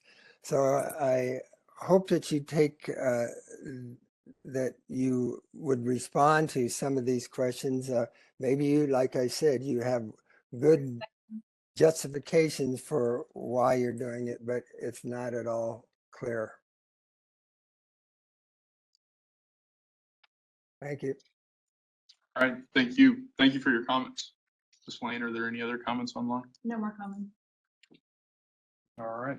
Well, with that, we're adjourned today at 12:57. Thank you, everyone.